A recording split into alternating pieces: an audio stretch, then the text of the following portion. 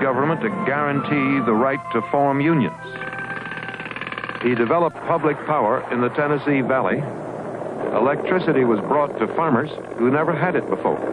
Every decision that Roosevelt made during his early presidential years directly affected my life. I was 14 years old when they turned the lights on in our house, and we did away with the kerosene lamps. And the TVA project and the farm programs had a direct effect on us. The New Deal has been the creation of you, the American people. He learned how to use radio, still new then, by talking in an informal way directly to the people. Like most students, I listened to his various fireside chats. He was a magnetic personality on radio. He intrigued me as a politician. I was impressed with him as a persuader. To get his programs through Congress, he had to be a shrewd, clever, scheming politician, which he was. Come back with all sorts of new lessons, which I learned from barracuda and sharks. I'm a tough guy. He talked always in idealistic terms, but he was an operator. He was a pragmatist. He punished politically, he punished his enemies, and he rewarded his friends. Well, I was one of his enemies, and I did amend a lot of his legislation. He seized his power, and he had the power, and he cherished it, and he loved it, and he never would have given up the power, and he would have gone on, if it had been, well, for 10 terms if he could have had it. Come on and row, row, row with Roosevelt on the good ship USA. Sail with Franklin to victory and he's honest, he's strong. He did love the power, thrived on it. And he did bring the joys of bureaucracy to America, where it has grown and bulged and flourished ever since. His opponent in the 1936 campaign said that would happen. He said he was going to manage the economy of the country. Well, I said that meant a huge federal bureaucracy. Well, look at the monstrous federal bureaucracy we have today. People complain to me about the current costs of rebuilding America, about the burden on future generations. The only burden we need to fear is the burden that our children would have to bear if we fail to take these measures today. Before he was finished, Roosevelt was elected for a third term and a fourth. Nobody can do that again. We have changed the Constitution to allow 2 terms only. Be proud to affirm when he serves his 4th term, just you wait and see. He'll make history, 'cause he's Franklin Delano Roosevelt.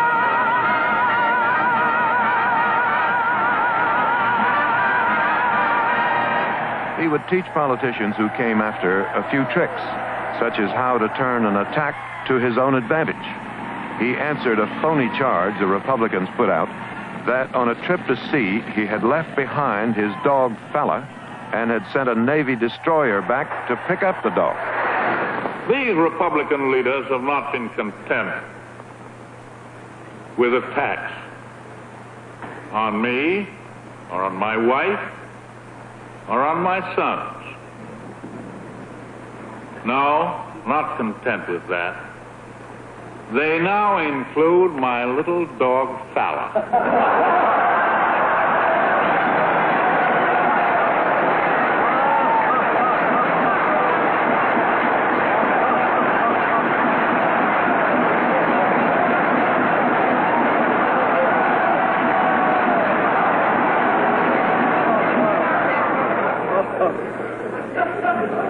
Well, of course, I don't resent attacks.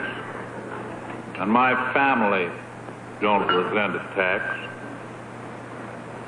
But Falla does resent it. Roosevelt once said he was one of the greatest actors in the world. He could play for laughs. He could also handle high drama. Yesterday, December 7th, 1941, a date which will live in infamy. The United States of America was suddenly and deliberately attacked by naval and air forces of the Empire of Japan. No matter how long it may take us to overcome this premeditated invasion, the American people in their righteous might will win through to absolute victory. Roosevelt led the nation through crisis and then became an international leader in a world at war. He mobilized American moral energies for a commitment to world affairs, and he projected America as a great force for peace and progress, and that was a major achievement. During the war years, his military buildup began our role as a global superpower. Roosevelt, Churchill, Stalin, our ally then, ran the war. They even planned post-war Europe at Yalta. What ultimately happened was a division of Europe that is still painful in places like Poland.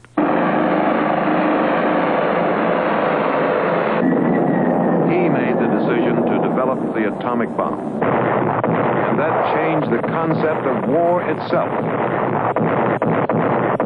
Roosevelt brought the U.S. into the great wide world it had shunned before. And he did it by doing what a leader is supposed to do. He led. When the lights go on again, all over the world, and the boys are home again, all over the world, and rain or snow is all that may fall from the skies above. I send this Christmas message to you who are in our armed forces. In our hearts are prayers for you and for all your comrades in arms who fight to rid the world of evil. God bless all of you who fight our battles on this Christmas Eve. God bless us all. God keep us strong in the faith that we fight for a better day for humankind here and everywhere. And the lights go on again, all over the world.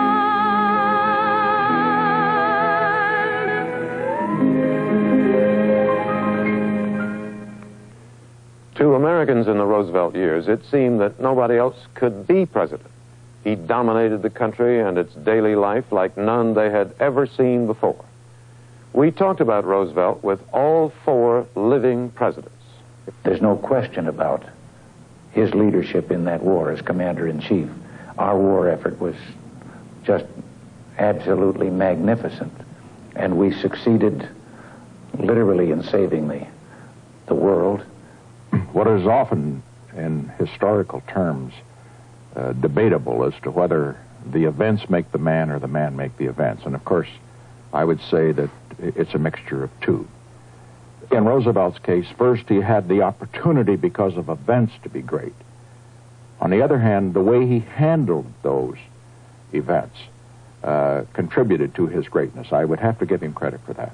I think it was that optimism and exuberance and his ability to calm fears and to generate confidence within our country that made him so effective. He was also a consummate politician, which didn't hurt.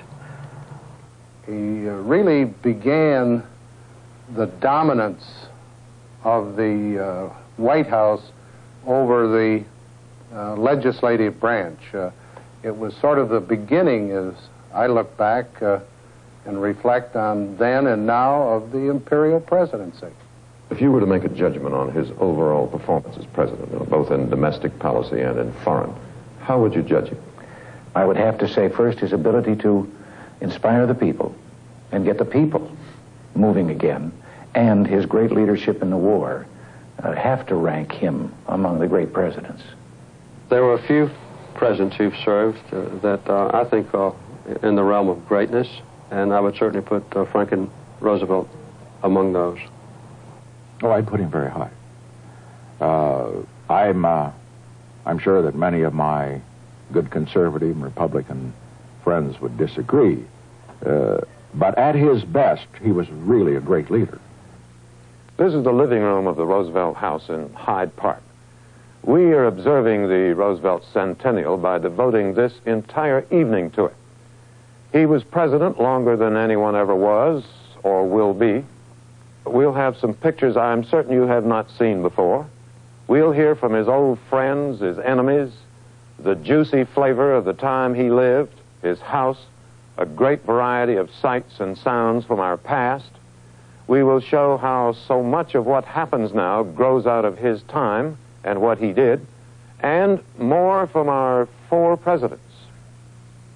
FDR continues with the formative years of the man who became our 32nd president.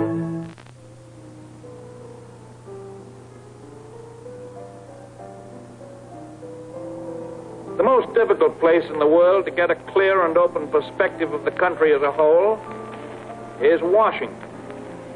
That is why I occasionally leave for a few days to go back home to Hyde Park, so that I can have a chance to think quietly about the country as a whole.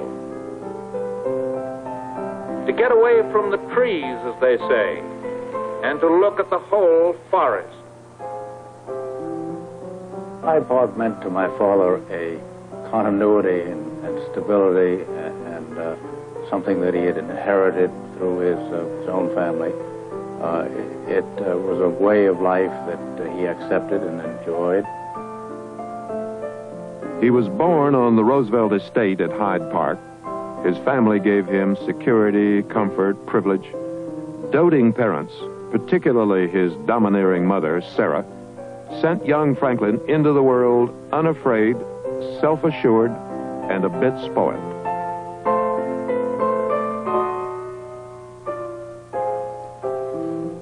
When Franklin Roosevelt first ran for office in New York State, he walked into the local Democratic Party headquarters wearing riding clothes. One of the Pauls, fat, red-faced, and wearing a black derby, looked him up and down and said, "Roosevelt, you want to run for office? The first thing to do is get rid of them yellow pants." My colleague Robert Trout, who covered FDR throughout his presidency, beginning as a young reporter in 1933, will pick up the Roosevelt story from here. Bob, you introduced the Roosevelt radio speeches, and you were the first to call them fireside chats. Yes, a long time ago, David. Unlike some other presidents who were born in the 19th century, Franklin Roosevelt was not raised in a log cabin. Some presidents were prepared for adversity by adversity in early life. FDR was prepared early by the feeling that all's right with the world in this comfortable house. It was from the front porch here that Roosevelt launched his first campaign for office in 1910. The local voters hadn't elected a Democrat to the state Senate in 38 years until they elected him. In the state Senate in New York, FDR came up against real-life situations that he had never confronted before. Problems of unemployment and long hours and low wages and unsanitary tenements and all the other urban problems of the day. In dealing with those problems, he had a model. His fifth cousin, who had once served in the New York Assembly, Teddy Roosevelt. What I think most impressed young Franklin Roosevelt about Theodore Roosevelt's battles were his battles against the trusts. The trusts were what we would call mergers or conglomerates today, and it meant that a few individuals wielded an enormous amount of economic power. Economic power against the worker, economic power against the consumer, and economic power against the government. In 1905, FDR married Eleanor Roosevelt, Teddy's favorite niece. And through the early 1900s, FDR's family grew right along with his political expectation. In 1912, he worked in Woodrow Wilson's presidential campaign. When Wilson was elected, he made FDR Assistant Secretary of the Navy, an influential position once held by Teddy Roosevelt. Wilson had a way of mixing idealism and practical politics which impressed FDR. He himself was learning all about political patronage. He hired thousands of workers for the Navy shipyards. After war began in Europe, his responsibilities expanded, and FDR threw himself into enlarging and upgrading America's fleet.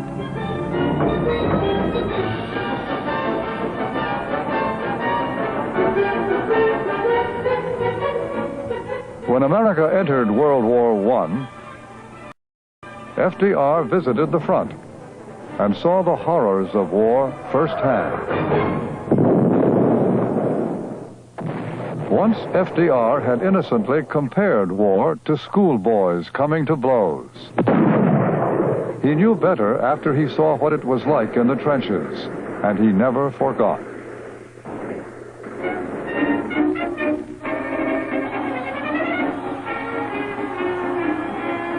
At the end of the war, Roosevelt was a tall, attractive, athletic man who'd been a considerable success during the war, and a young man with a future.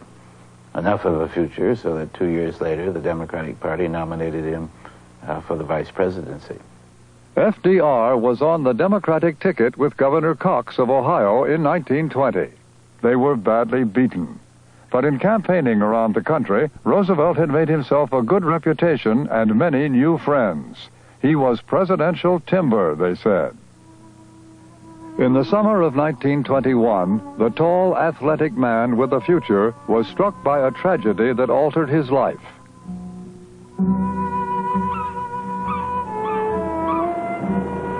He swam in the icy waters off the coast of Maine, near Campobello Island. Soon after, he contracted what was then a terrifying and often fatal disease, polio.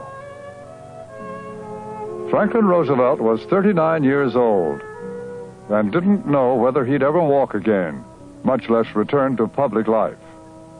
And I remember as a kid, one day, it must have been early after he'd gotten polio, suddenly finding him practicing going up and down stairs with his arms, either pulling his legs up behind him or pushing his legs down in front of him, practicing this way of being self-reliant.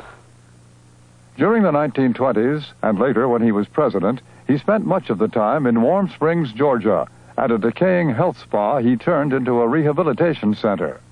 Hugh Gallagher, a historian, was himself treated for polio at Warm Springs. Before he had polio, Franklin Roosevelt was, in some respects, an arrogant young man. You could never say that about FDR after he got polio. He found major frustration and learned about struggle. After the braces began to get lighter, he found that he could walk, especially holding onto my arm and with one cane. And I've had many people tell me that they didn't even realize that he was completely paralyzed. In fact, Franklin Roosevelt was a cripple who thereafter lived in some pain every day for the rest of his life. While FDR was struggling with polio, America was enjoying the Roaring '20s.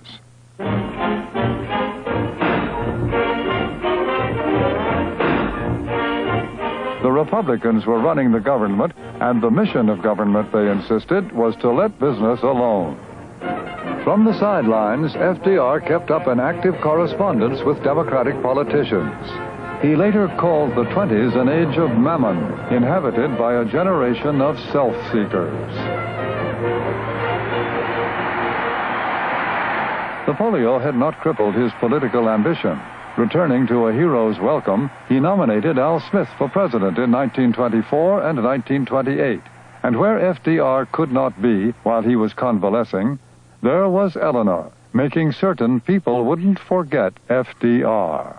She was a tremendous help, a tremendous influence. And she was his eyes and his ears and his legs. Really, it was my mother who encouraged Al Smith to ask Father to run for governor.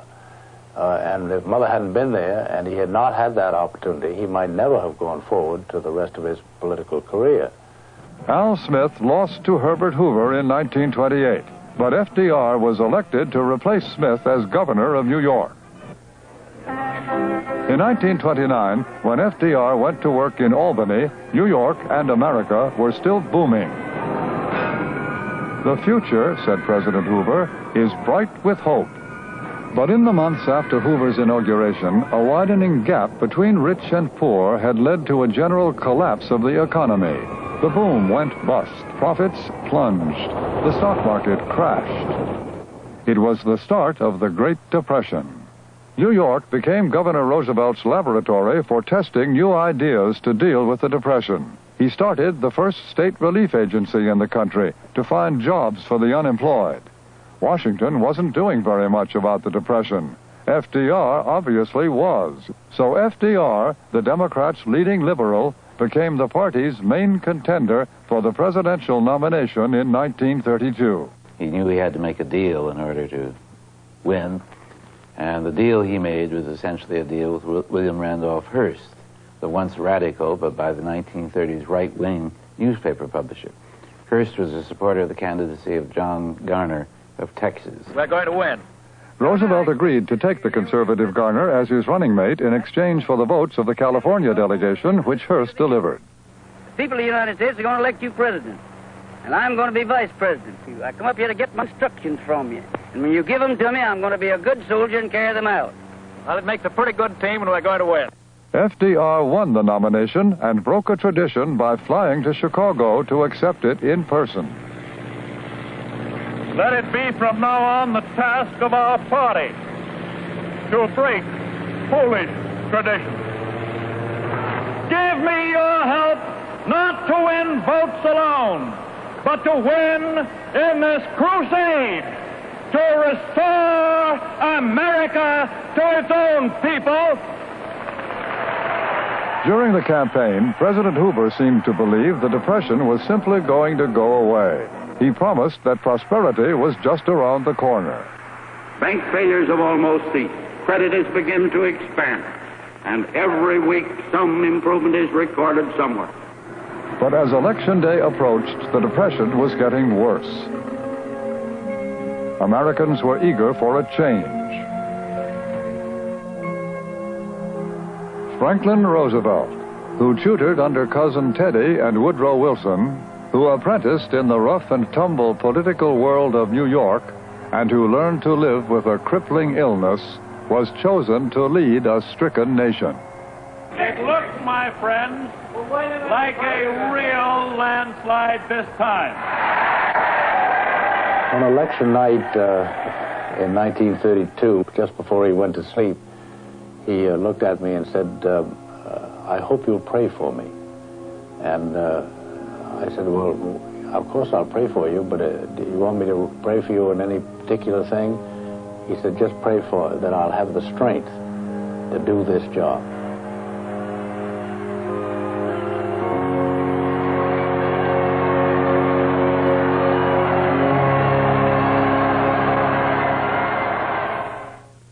FDR continues as Roosevelt confronts the Great Depression during the 100 Days.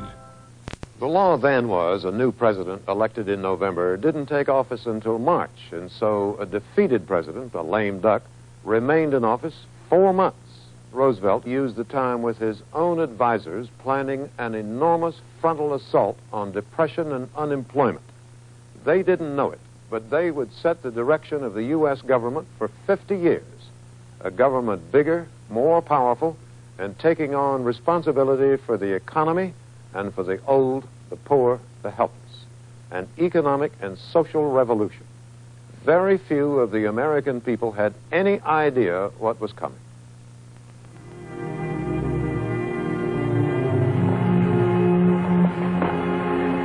The Depression, the Great American Depression of the 30s, was a time of great despair. At one time, 16 million people walking the streets desperately, looking for work and some sense of self-esteem. Grim, bleak, hopeless and helpless. You can't move. There's no place to go. Nothing to do. Nobody wants you. Everywhere you went, you knew, oh, let's say, a third of your friends are out of work. The country lost its nerve because it lost its faith in its leadership. One of the Hoover administration, the government was doing nothing about it and was saying that they couldn't do anything about it. It wasn't the government's job, it's people's job. A phrase came into being, a word, Hooverville. Some people lived in piano boxes. Some people lived within cardboard, I mean cardboard houses. In midwinter, they lived on whatever they picked up. Well, of course, there were outbreaks, there were demonstrations, there was organizing, but the great many accepted it and blamed themselves. There was constantly a reappearance of people doing things you wouldn't have believed 2 weeks before they could do. For example, the man who was 2 or 3 years ahead of me at Yale, a great college athlete, a good deal of a swell. He always had been well dressed. Coming up to me outside of the Grand Central, recognizing me about 7 steps off when it was too late to change his course, and dropping his eyes and coming up to me and offering me some pencils to buy. And the expression in his face said the whole thing. Take a look at those pictures. Take a look at those farm families, those children, the soup kitchen. It shook us. Nothing like it had ever happened. I mean, had the American dream ended? They used to tell me I was building a dream with peace and glory ahead. Why should I be standing in line,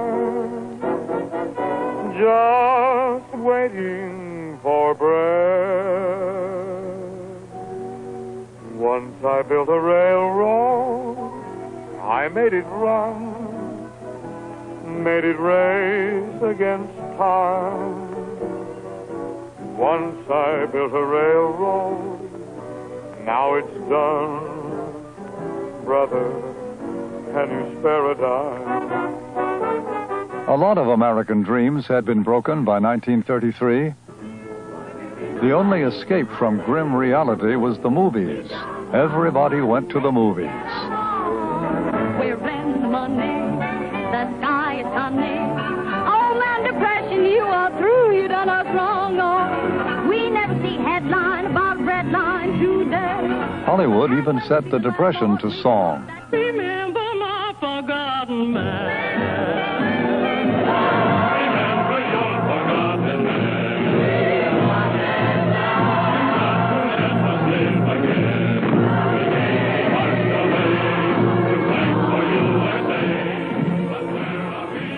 The whole country, the whole world was broke. Fortune magazine counted 34 million Americans with no income at all. 1,000 families a month were being put out on the street. Thousands of others lived in fear that they'd be next, with no home and no place to go. And then the banks started to close. My wife's grandmother had her money in 6 separate banks in Toledo. They all closed. And so did most of the other banks in America. Everybody's nest egg gone. Just like that. It was a wholly new experience, and a shattering one. The only thing you could hold on to was this man. The inauguration of Franklin Delano Roosevelt, 32nd President of the United States. This man, who looked and sounded so strong and sure of himself, who said things people wanted to hear, needed to hear. This great nation will endure as it has endured, will revive and will prosper. Let me assert my firm belief, the only thing we have to fear is fear itself. The way those words rang out over the Capitol, in that very instant, the country seemed to turn around. The American people then wanted somebody to say, listen, you're all right. What are you afraid of? We have nothing to fear but fear itself, and if necessary, I'll invoke war powers. What he was going to do, he didn't know himself what he was going to do. Tommy Corcoran was one of the new breed in Washington. Reformers, intellectuals, academics, FDR brought the best and the brightest to Washington. There was Raymond Moley and Rex Tugwell and Adolph Burley. We reporters began calling them the Brain Trust. Francis Perkins, Harry Hopkins, Harold Ickes, the founders of the New Deal, led by FDR. The first thing they did was call a bank holiday. My friends, I want to talk for a few minutes with the people of the United States about banking. I can assure you that it is safer for you to keep your money in a reopened bank than to keep it under the mattress. Within a week, most of the banks were back in business. Stock prices jumped. The New Deal had begun. The New Deal was born in a flurry of legislation that became known as the first 100 days. It was trial and error. Some of it worked, some of it didn't. If one method fails, said FDR, try another. But above all, try something. The president left the Capitol. Roosevelt just kept right on top of the situation from the day he took office. As the people looked to him for leadership. He commanded the attention of the country. You people must have faith. You must not be stampeded by rumors or guesses. He gave everybody the feeling that we can lick this thing. He never lost momentum. Revival of industry, redemption of agriculture, reconstruction of banking. FDR sent 15 major bills to an extraordinary session of Congress that first 100 days. All 15 became law. The alphabet agencies, spelling a new relationship between government and the rest of us. The National Recovery Administration, the NRA, designed to get the factories going again. It set codes for wages and hours all over the country, creating 2 million jobs. If all employers will act together to shorten hours and to raise wages, we can put people back to work. It was government telling business what to do. Later on, business would hate that. But in the crisis, business, most business, went along and hung out the blue eagle of the NRA, the symbol of New Deal recovery.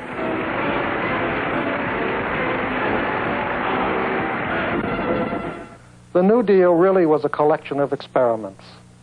Roosevelt was a master improviser, resourceful, flexible, adaptable, sometimes not knowing just where he was headed or what all the implications of a particular measure might be, but above all, trying it.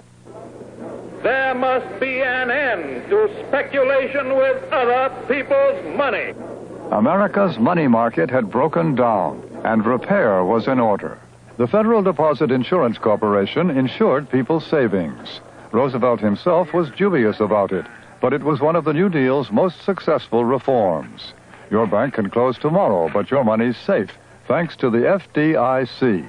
And the government refinanced home mortgages to save families from winding up out on the street. The Securities Act harnessed the speculators and saved the stock market from itself. That government leash on the bulls and the bears is tighter than ever today because of what FDR started. He really changed the framework of the rules of the economy so that the banks, the brokers, the industrial corporations had to observe much more humane standards. FDR moved the financial center of power from Wall Street to Washington. The barons of finance were furious, but they were in disrepute and disarray, and FDR seemed to know what he was doing. Roosevelt was never worried. I remember once he said to me, "Do you remember what Ty Cobb batted?" I said, "Yes, sir, 400. He laughed. He said, "That was only for 2 years." Then he went back to 300. Let me tell you, Tommy, if you bat 200 in this league, you're a Ty Cobb. You're a champion. And there were the farmers. One family in 5 was a farm family back then, and for many farm families, it was just like the movie. This is my land. Used to be your land. It's the continent now.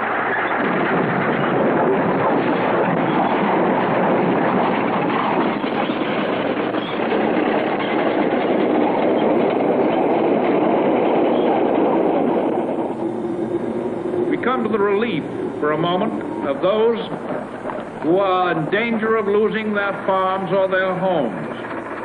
We didn't know it then, but the New Deal was going to revolutionize American agriculture and restore America to being the biggest food producer in the world. The Farm Credit Administration refinanced farmers' mortgages, and the Agricultural Adjustment Administration, the AAA, guaranteed them a price for their crops.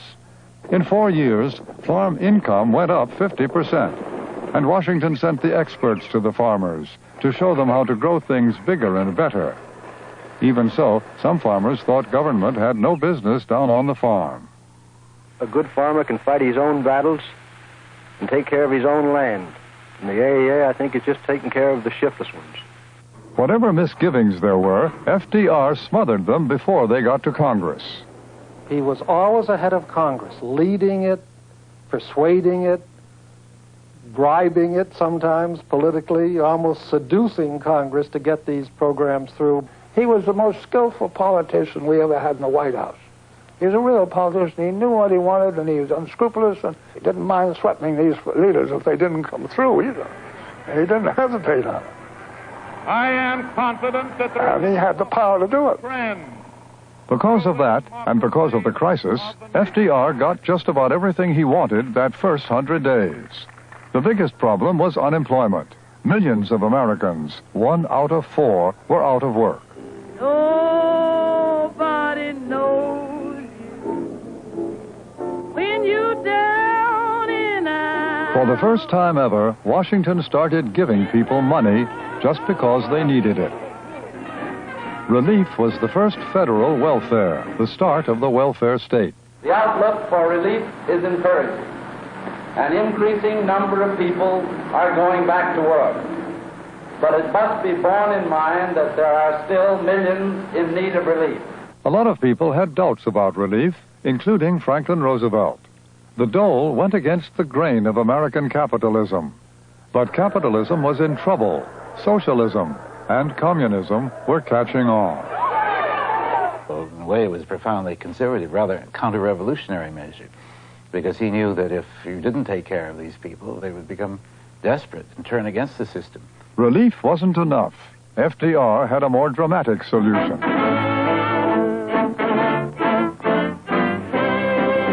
To take 4 million men from the breadlines and if business couldn't find enough jobs, government would make work. It was temporary work, but it was work. There were fistfights for shovels in some places.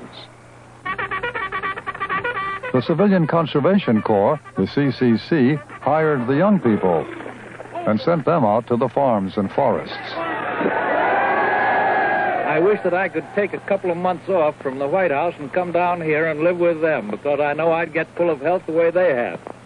The only difference is that they've put on an average of about 12 pounds apiece since they got here, and I'm trying to take off 12 pounds. The Public Works Administration was started with something more permanent in mind. It put people to work building bridges and schools, city halls, and county courthouses all over the country. It was the biggest construction job in American history, and it lasted for years. That's how the Grand Coulee Dam, the Hoover Dam, and New York City's Triborough Bridge came to be. And the New Deal started something else. The valley of the Tennessee River was as down and out a place as you could find in America during the Depression. Floods and droughts and erosion.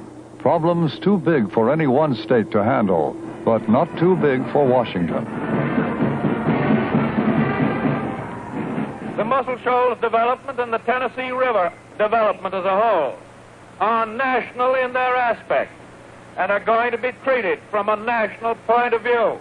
The Tennessee Valley Authority used everybody's tax money to make one part of America better. In 12 years, the government built 15 dams and gave jobs to thousands. It harnessed the Tennessee River, controlled the floods, and brought power, cheap electric power, to the countryside, where before there was none. Critics said it was socialism, and it was, in a way. The TVA was government doing what the private sector couldn't or wouldn't do for the people of the Tennessee Valley. I think of TVA like I think of Roosevelt. I think it was a lifesaver to a lot of people, including me.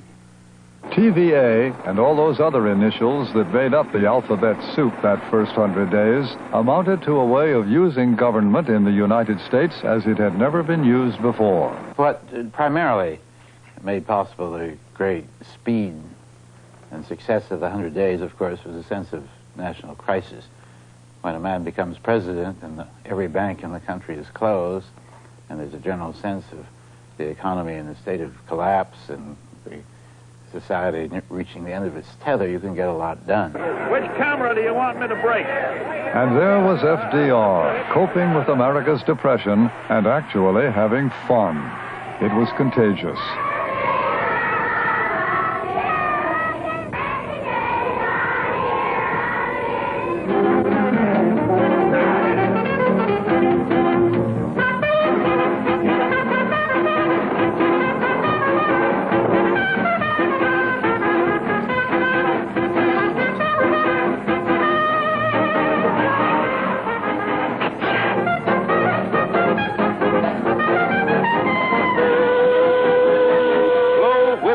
In the mines, in the mills, and in the factories. More jobs and pay rises. By the end of the 100 days, America was starting to work again.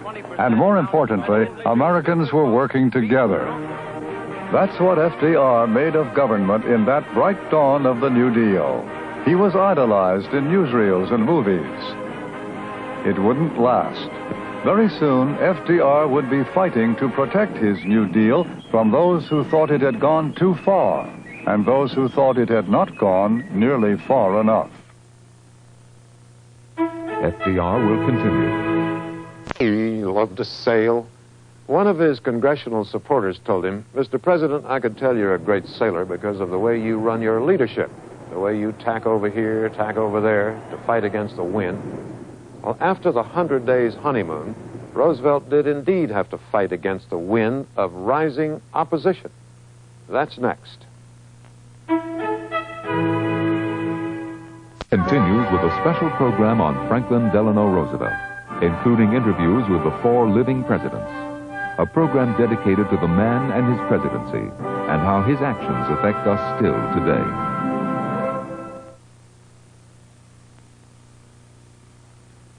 Most of the American people never knew that Franklin Roosevelt, during his entire presidency, was in a wheelchair.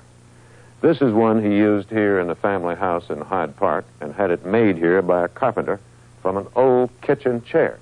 He had him cut the legs off and put wheels on it. Unlike the chromium chairs we see, it doesn't make much of a show, but it didn't cost much. FDR made the beginning of his first term seem almost easy, but it wasn't so easy thereafter. The country had not changed so much that politicians and special interest groups stopped their normal clawing, scratching, complaining, and demanding. Also, those early New Deal policies did not end the depression and unemployment. So more new programs were rolled out, increasing still more government's intervention in the economy, still more programs to help those in need. Policies started then, we still live with today.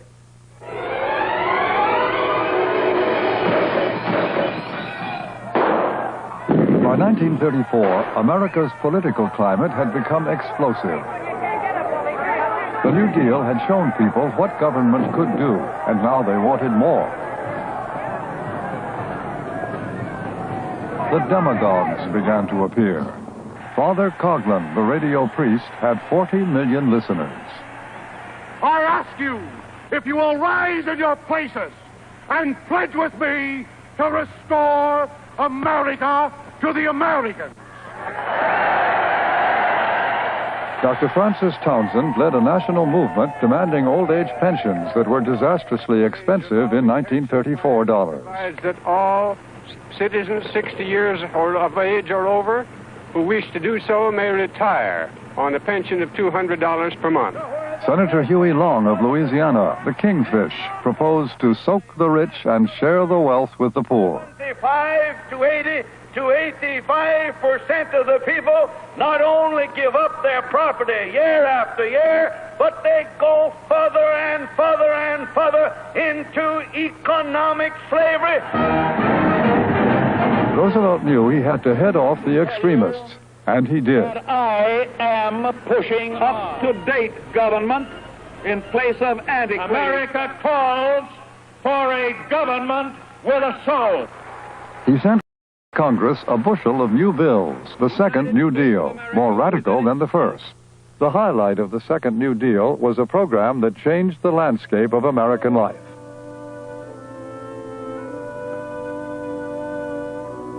The Social Security Act, still at the heart of government assistance half a century later.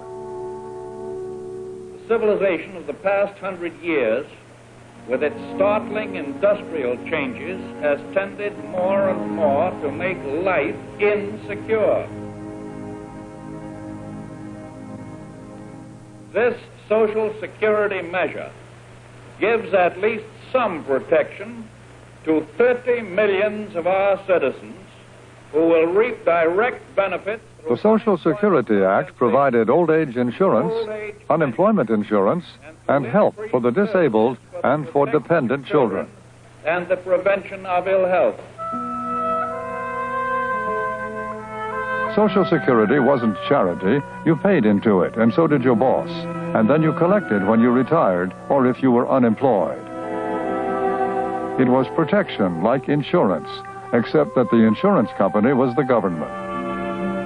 It seems to me that if the Senate and the House of Representatives in this long and arduous session had done nothing more than pass this security bill, Social Security Act, the session would be regarded as historic for all time. The Social Security Act has transformed our lives.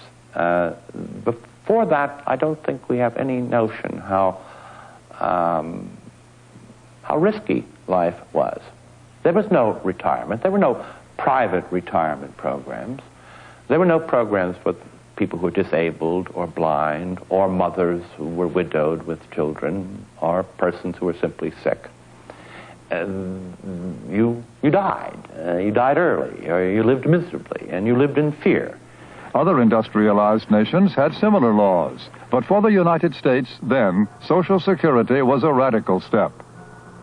The naysayers said it would make Americans shiftless, that it would bankrupt the country.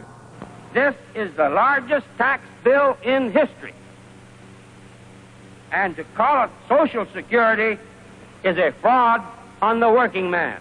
The president seems entirely willing to mortgage the complete future of the American people, but suggests absolutely no method for paying off the mortgage. It looks to many of us as if we're headed straight toward national disaster. Of course, that's what a lot of people are saying today about Social Security, now that there are more old people who need it and fewer young people to pay for it.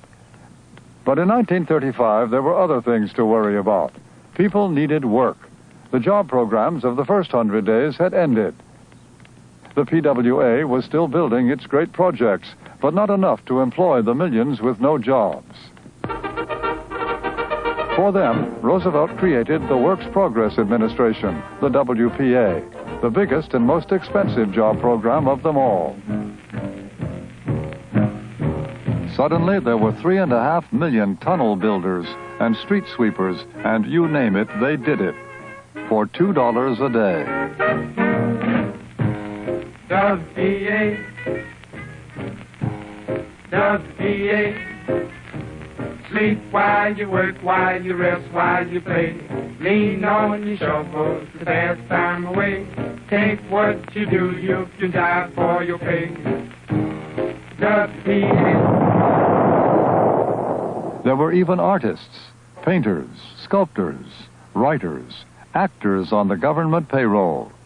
The critics invented a new word for the WPA, boondoggle. It was a haven, they said, for loafers and bums and leaf rakers. Yeah, there were leaves raked. True. And by the way, I'm sure there were loafers. But the percentage, I'm sure, was so small, it's hardly worth discussing. There was never talk about what people saw for a pittance. A play that they never could have seen in their lives before. A painting they never would have seen before. This is also part of their lives. See, man does not live by bread alone. There was an old slogan years ago, bread and roses too. WPA provided bread and roses too. For the first time in American history, government was helping the arts and the artists.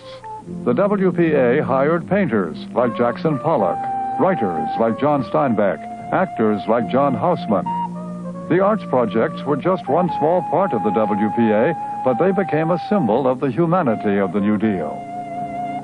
I think they did give a great many people a sense of dignity, a sense of identity in society.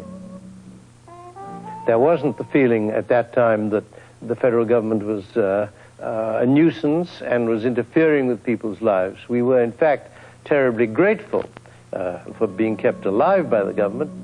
The WPA and Social Security intensified the opposition to the New Deal. By this time, business decided enough was enough. Businessmen were furious. Fascism or collectivism, up to our neck in debt.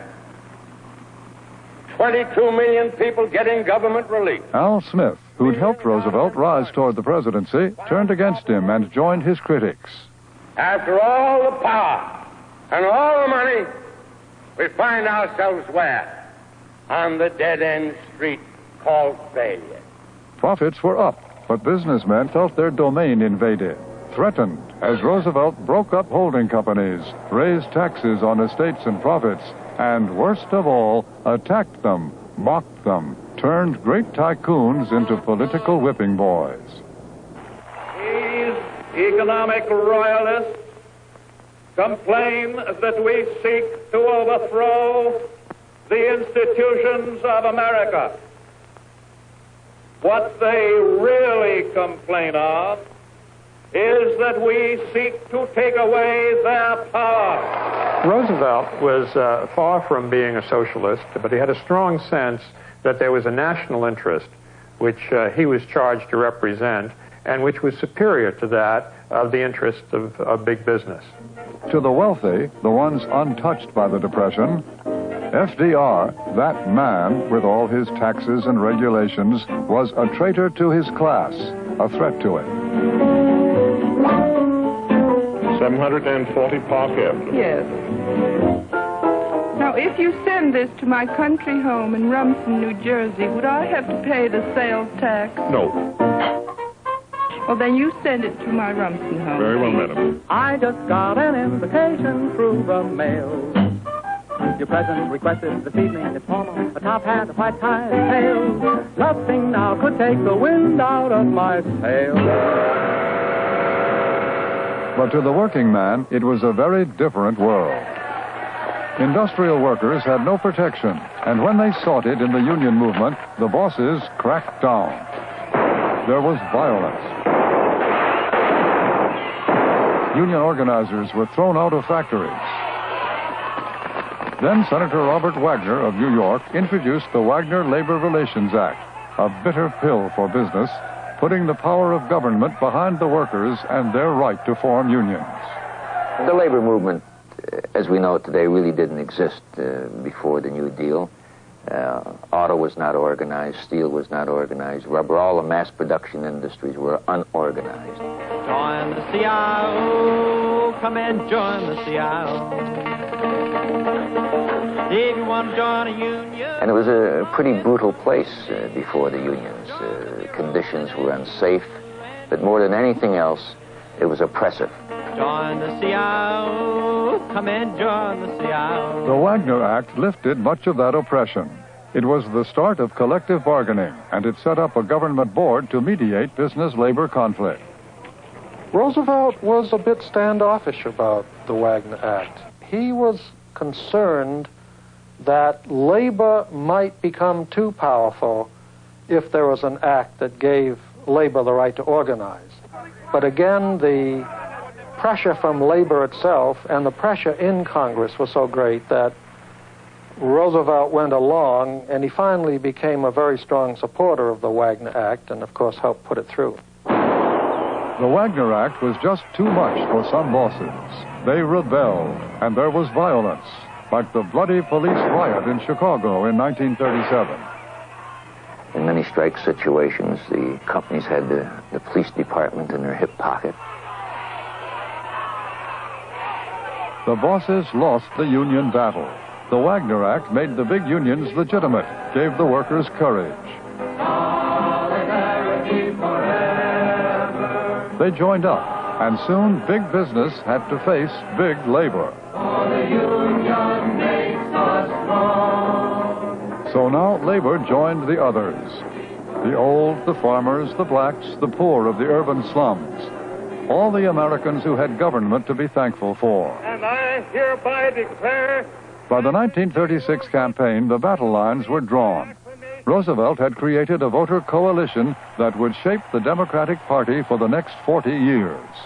But as Roosevelt sought re-election, its strength would be tested for the first time. Leading the opposition, the Republican candidate for president. Alfred Boston Landon of Kansas. Poor Alf Landon was no match for FDR. I do not believe that a temporary depression is adequate reason for changing our whole form of government. Landon and the Republicans were so serious, and FDR just loved to make fun of them. Let me warn you, and let me warn the nation, against the smooth evasion that says, of course we believe these things. We believe in Social Security. We believe in work for the unemployed. We believe in saving homes. Cross our hearts and hope to die. We believe in all these things. But we do not like the way the present administration is doing them. Just turn them over to us. We will do all of them. We will do more of them. We will do them better. And most important of all, the doing of them will not cost anybody anything. FDR's re-election was the biggest landslide in American history. Landon won only Maine and Vermont. It's Roosevelt again. Dorothy Thompson, the columnist, snickered that if Landon had given one more speech, Roosevelt would have carried Canada, too. The victory solidified the New Deal and gave hope to millions of Americans, still victims of the Depression that wouldn't go away. I see 1/3 of a nation ill-housed, ill-clad, ill-nourished. But it is not in despair that I paint that picture for you. I paint it for you in hope, because the nation proposes to paint it out. Roosevelt's inaugural speech was full of sweeping promise that he never fulfilled. The New Deal was already losing momentum, bogging down in politics. There would be no more leaping reforms for that needy 1/3 of a nation. Despite all the New Deal programs, there were still millions out of work. FDR never did solve the eternal riddle of the American economy, how to have peace and prosperity at once. By now, FDR's enemies were after him, and he made some mistakes. When the conservative Supreme Court threw out 11 New Deal programs, he tried to change the law and enlarge the court with justices of his own choosing. He failed, and he horrified a lot of people, some of them calling him a dictator. His second term ended in a kind of stalemate. But whatever the failings, the major New Deal reforms took root and still survive today. And something more. All through the Depression, FDR gave Americans a possible dream, the dream of recovery. By 1940, he'd cut the percentage of jobless nearly in half and doubled the national income. And perhaps most important, confidence in the nation's institutions had been restored. Governments can err. Presidents do make mistakes. But better the occasional fault of a government that lives in a spirit of charity than the consistent omissions of a government frozen in the ice of its own indifference. Back then it was totally different. Then the people looked upon the government as their government. It was their government trying to do things for people. But I think of it as a moment of great, strangely enough, exhilaration. In that, to use the cliche that a light at the end of the tunnel, there was indeed a light at the end of the tunnel. And this light had a tilted cigarette holder turned upwards with a big grin.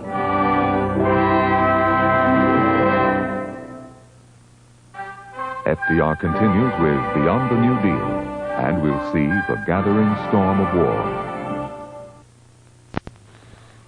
All the Roosevelt New Deal legislation, what has it meant to us since? Now we'll hear what 4 of our presidents who came after Roosevelt say about this, and ABC News correspondent Richard Threlkeld has a report on how government has dealt with the policies Roosevelt left behind.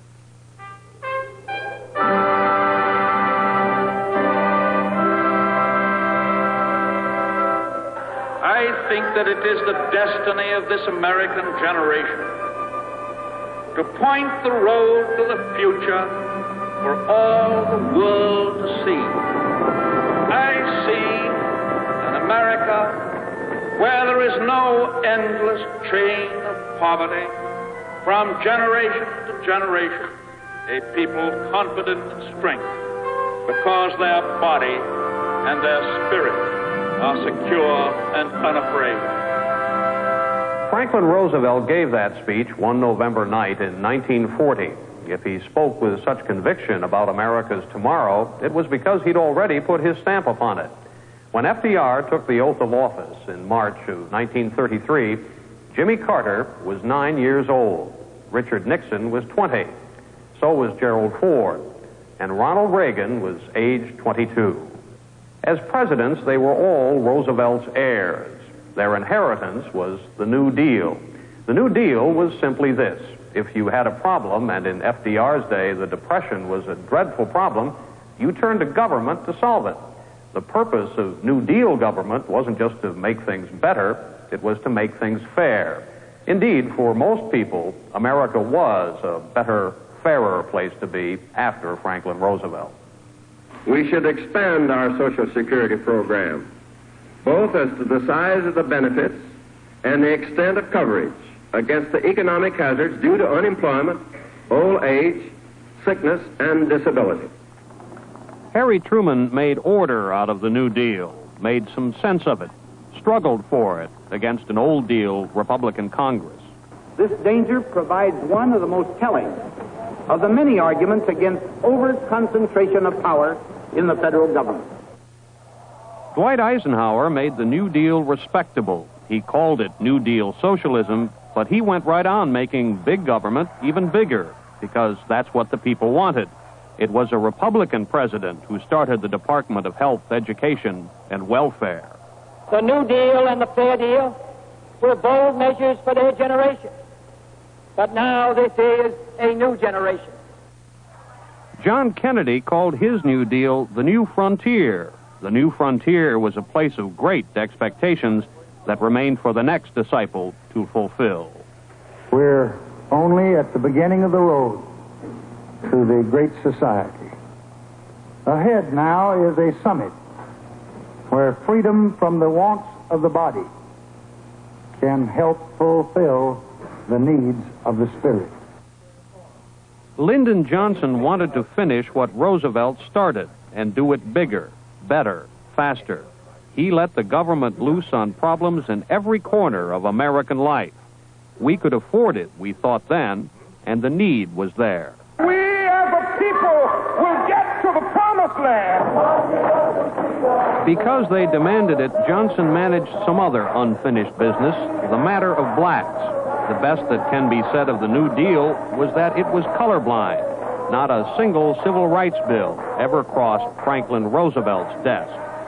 Lyndon Johnson wrote blacks into the system because he believed colorblind wasn't enough. The Great Society was the New Deal at its zenith. Of course, it couldn't last. The fact is that the welfare establishment and system in the United States is a monumental failure. Richard Nixon was the first of them to take a long, hard look at what the New Deal had become. He didn't like what he saw. He tried to change the welfare system, but the New Deal Democratic Congress wouldn't let him. And even though he said he was against New Deal socialism too, President Nixon started the Environmental Protection Agency, and that made big government that much bigger. If the Congress keeps sending me budget-busting bills down to the Oval Office in the White House, I will use my veto again and again and again. Gerald Ford didn't get along with the Democratic Congress either. He served only part of a presidency, and that he spent battling big government with vetoes. Jimmy Carter was the next of them. Government cannot solve our problems. It can't set our goals. It cannot define our vision. Government cannot eliminate poverty or provide a bountiful economy. Jimmy Carter was the most conservative Democrat in the White House in this century. He was never very comfortable in Washington, surrounded by the bureaucracy. He considered government more of a burden than a blessing. But then times had changed. Many Americans despaired of government. The Great Society had become the society of limits. Government is not the solution to our problem. Government is the problem. In 1980, Ronald Reagan ran against FDR's New Deal as amended and expanded by 7 previous presidents of both political parties and won big. He senses that what most Americans want from government today is less of it. That is a popular view nowadays, and now is certainly different from then. In FDR's day, almost everybody was really poor. Today's really poor people are a troublesome, expensive, seemingly permanent minority. Today, there are 2 generations of Americans with no living memory of Franklin Roosevelt or the calamity that was the Depression. So it's easy to see government as just a big, costly brute that takes instead of gives, not the old New Deal government that meant to do so much good and did some pretty wonderful things at that. Along the way, the New Deal became a victim of its own expectations, the notion that government would always do good for everybody. That's too much to expect of any government, and it's not surprising that Americans have lost faith in it. That's not news, of course, to any of our 4 living presidents. They all had to manage with what had become of FDR's handiwork. David Brinkley talked with each of them about what Roosevelt did and how he did it. Popular as he was, there were, as you know, a substantial number of people who hated him. Should that happen to everyone in public life, public office? Any president engenders strong adverse feelings. People get disappointed. They listen to campaign speeches, and then they see what the reality is after a president moves into the White House. And those disappointments are reflected in what people say, how they react. No president can avoid antagonizing people. A lot of people hated him. I suppose that's common to all public figures. Oh, yes, I would perhaps be a pretty good witness to that effect. I would say that in Roosevelt's case, he somewhat asked for it. Roosevelt's political philosophy was it was always necessary to have an enemy. And Roosevelt, of course, attacked the princes of privilege. He said class against class and so forth. A man like that, who chooses enemies, therefore, is going to have friends to balance them. So you will generally find that as far as presidents, leaders generally are concerned, that in order to have strong friends, they also have to have strong enemies. One of the great features of the Roosevelt administration was that he led the government to take over responsibility for people who were helpless, the old, the sick, so on. Mm-hmm. How much can government realistically do for people? And has this kind of thing gone too far? Well, I think Roosevelt would say that it's gone too far if he were here today. I don't think that he would recognize the Great Society that President Johnson initiated as being the follow-on for the New Deal. It went much further than he would have gone. So what had happened, I think, is that our programs got so big. Out of a good heart, we wanted to help people more for housing, more for education, more for the poor people. And then we went overboard, and so we finally found that it was necessary to balance it on the other side. I think the government has become too intrusive in the lives of people. But what Roosevelt did and what the Democratic leaders have done since him, including Kennedy, Johnson, Truman, have been to recognize the innate worth of human beings and the right of a senior citizen to live their last years in dignity. Do you think this kind of program has gone too far? Yes, and it has gone too much to the national branch of government. Now, Roosevelt himself recognized that. Roosevelt made a statement that the federal government, you didn't call it welfare then, you called it relief. He said the federal government must and shall get out of this business of relief. And I think it's to a great and generous people. The American people always have been. There has been a bad habit developed of saying, well, isn't that government's problem? Shouldn't government do something about it? Instead of saying, shouldn't we do something about it?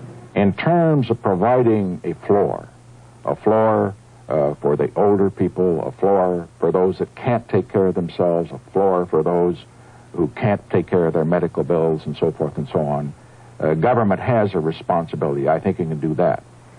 The New Deal put in a set of policies for an emergency. They became political orthodoxy, whether we had an emergency or not. What are your thoughts about that? It's quite true. The idea that you can have a program for an emergency, and then if it is a popular program, get rid of it when the emergency is gone, it just isn't going to go away. But I don't think anyone in his right mind would advocate doing away with the Social Security system. Roosevelt looked upon Social Security as his greatest domestic achievement, and it has served its purpose well. There may be some modifications in it to reduce payments to people who don't need them, but the security part and the dignity part that has gone with Social Security could not be reversed. Roosevelt also pushed the government into a greater degree of intervention in the private economy and private business. Has that since gone too far? Yes.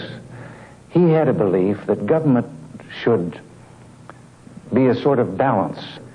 But in recent decades, we have to realize that our government has not only had an interventionist policy, it's been almost an adversary relationship with its business community, a kind of hostility to the private sector. I believe that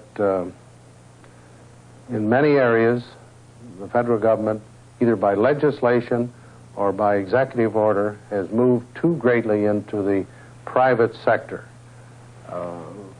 That is, of course, one of the premises of the Reagan administration, that they're going to try and withdraw federal intrusion into the private sector.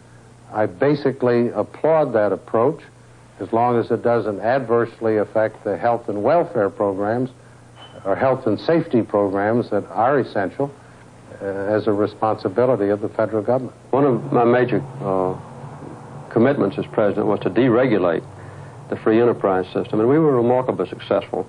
Roosevelt imposed those original constraints in a time of crisis, when the banks had to be closed, when people's future was uncertain. And I don't criticize him at all for taking those bold regulatory actions when he imposed them. Roosevelt told people, or persuaded people, that government could solve their problems. Why are they so disillusioned today with the government's ability to solve problems? Roosevelt had the great advantage of being the innovator, and he could make these great, marvelous promises, and it takes a long time before people find out that the promises, the programs, which are going to solve anything, don't work. That's what the Reagan Revolution was all about in the elections of 1980. It wasn't that people were voting against better medical care, better housing, better jobs, and so forth. The point was, they realized that after all the promises and all the programs and all the billions that had been spent, they weren't getting it. So they said, let's try something else. It may be, as the four presidents and most Americans now seem to believe, that government has gone too far. But how far is that? Certainly our government is expensive. We spend close to half our national income on it. But that's less than almost any other industrialized country in the world. Virtually all of them outspend us proportionately for education and Social Security and public health and welfare. For all its excesses, it is government that guarantees the dignity of the working man, government that stays the harsh hand of monopoly, government that provides cultural and educational opportunities for all its people, and government that ensures the elderly will live out their lives with a measure of security.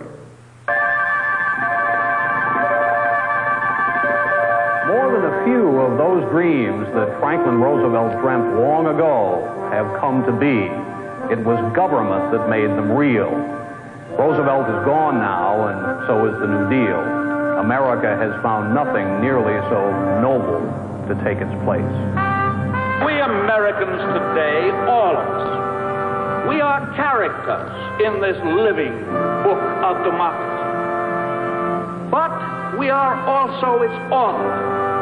It falls upon us now to say whether the chapters that are to come will tell a story of retreat or a story of continued advance. FDR will continue as Roosevelt prepares America for World War II. Churchill called those days before World War II the gathering storm. At first, it seemed to Americans that our two oceans would keep us out of the war, but Roosevelt would end up using all his powers of leadership to mobilize the country for a war. The stakes were the survival of democracy and freedom. Nazism in Germany. Ohne 3 Monate begangen sind, wird euer Terror beseitigt sein. Verwahren wir das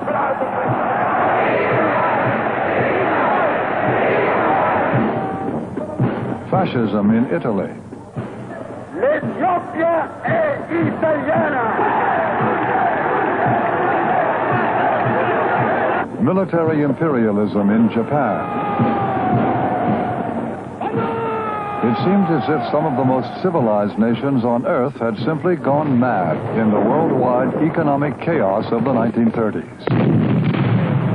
While the armies of aggression were on the march overseas, at home the marches were of a different kind. Isolationism ran deep and strong in the American mainstream. Let Europe fight their own battles. They mean nothing to us. I know that every person in this audience is opposed to going to war. We want no war. I have seen war. I have seen war on land and sea. I have seen blood running from the wounded. When FDR was running for a second term, the isolationists were a formidable opposition. The president tried to persuade the people that a vote for him was their best hope for peace. I have seen the agony of mothers and wives. I hate war. That speech was pure Roosevelt. He told the voters what they wanted to hear. But after he was re-elected, the president changed course.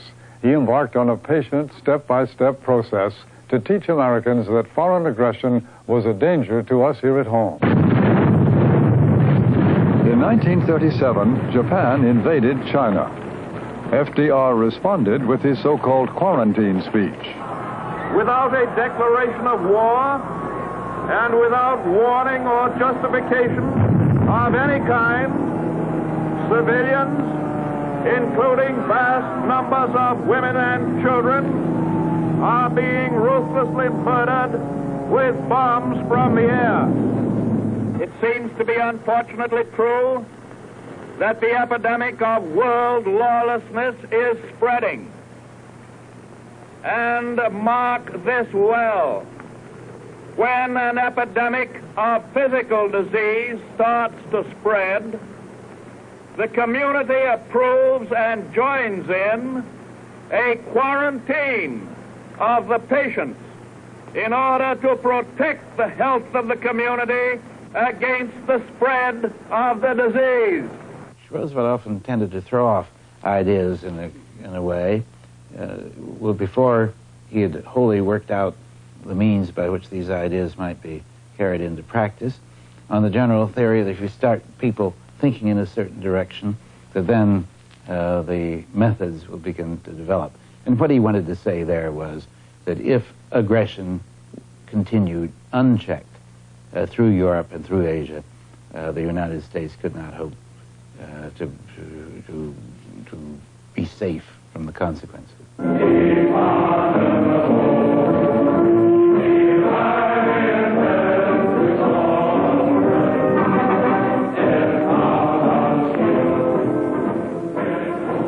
In Europe, Hitler's armies marched unopposed through the Rhineland, through Austria. At Munich, Neville Chamberlain, the British Prime Minister, sacrificed part of Czechoslovakia to Hitler in pursuit of peace in our time. We regard the agreement signed last night and the Anglo-German naval agreement as symbolic of the desire of our two peoples never to go to war with one another again. Within 6 months, Nazi troops occupied all Czechoslovakia. FDR made a desperate effort to keep the peace by sending a message to Hitler asking him to respect the independence of 30 separate countries. Hitler treated the message as a huge joke and recited the names of the countries to a jeering Reichstag.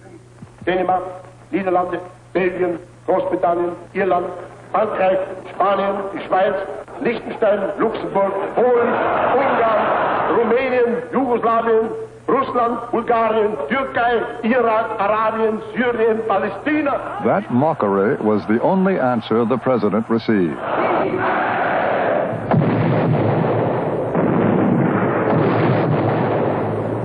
Then in September 1939, Hitler invaded Poland. France and England declared war on Germany.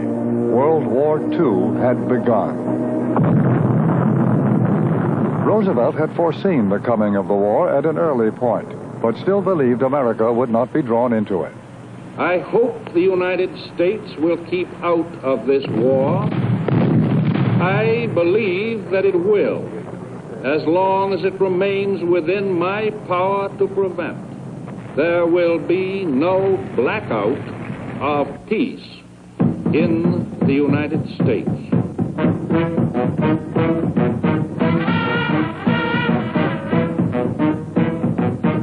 For America, the war was over there, across the Atlantic, a distant echo.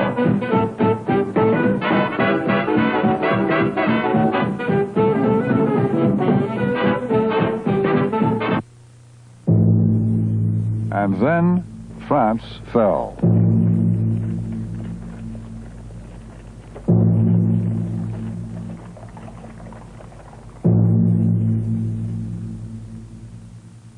In June of 40, the German army had raced across France so fast that we American correspondents could hardly keep up with them.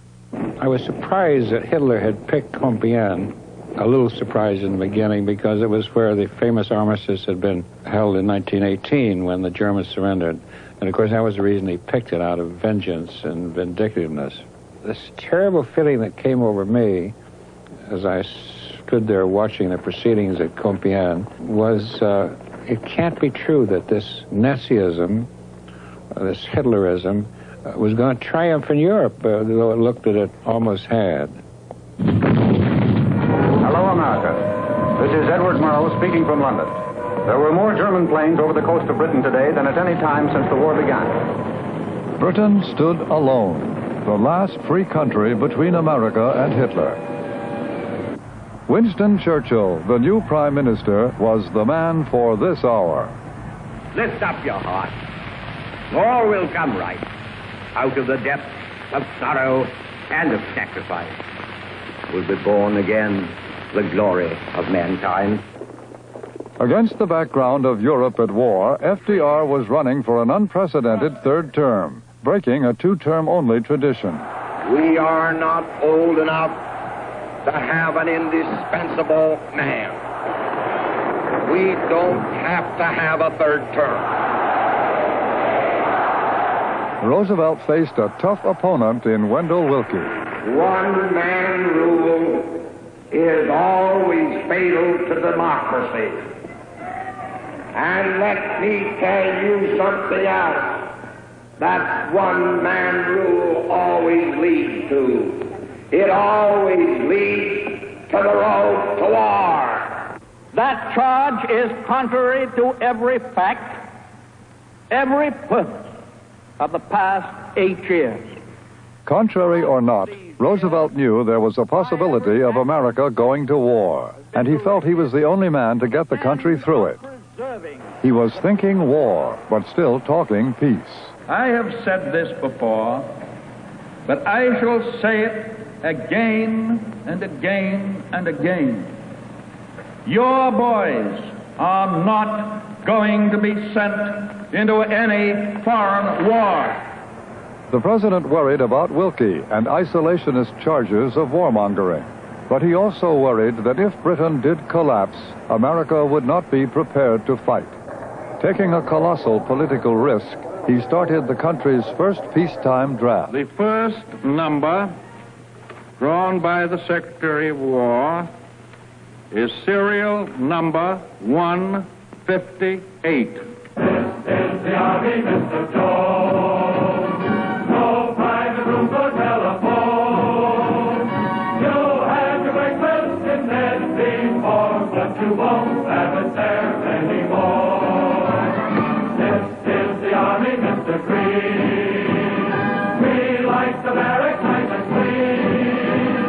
You had a housemaid to clean your floor, but she won't help you out. Not everybody was singing.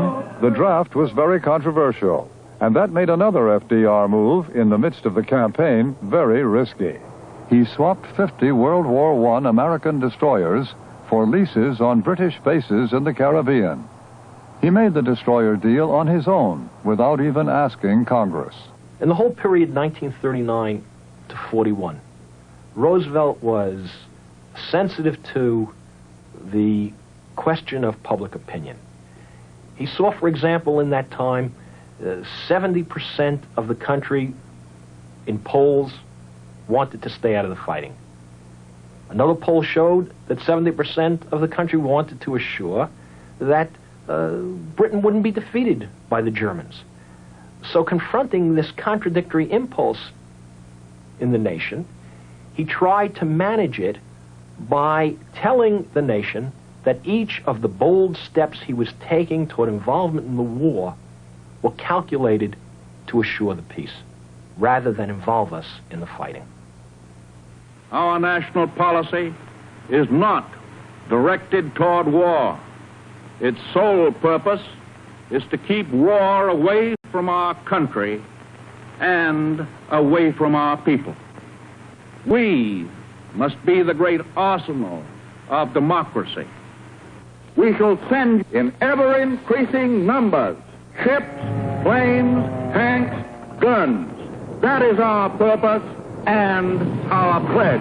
FDR's decision to make America the arsenal of democracy was another step out of isolation. He trounced Willkie 5-1 in the election and saw his victory as a mandate for action. The key to it was Lend-Lease. We would provide goods, the weapons and the economic goods which they would use to pursue the war. Because implied in that was the recognition, which the American people came gradually to understand, that we had a vital interest in the war, because if Europe were completely overrun, then we would be isolated and in very bad shape. Now, opposed against that was a very vociferously urged sentiment by people like Charles Lindbergh. It is now obvious that England is losing the war. I believe that... Charles Lindbergh was a leading spokesman for the America First Committee. And I have been forced to the conclusion that we cannot win this war for England, regardless of how much assistance we send. If Roosevelt had not pushed lease-lend through Congress in the spring of 1941, Britain would simply not have been able to continue to fight at all. We were dead flat broke. Churchill said that he thought that Lend-Lease was perhaps the most generous act ever performed by one sovereign state towards another sovereign state. He was enormously moved by this act of generosity. In August, Winston Churchill was on the deck of the battleship Prince of Wales, somewhere in the North Atlantic, about to meet Franklin Roosevelt for the first time. It was the meeting the President and the Prime Minister had long anticipated. Roosevelt and Churchill were probably the two greatest prima donnas in modern world history. They each had a healthy sense of their own ability and importance, but they each was very curious about the other.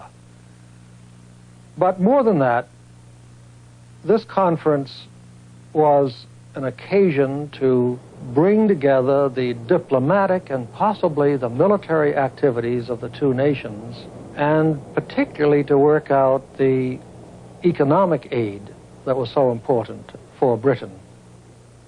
The Atlantic Conference succeeded beyond Churchill's fondest hopes. FDR, his friend in need, became his friend indeed. It was a relationship that lasted until FDR's death.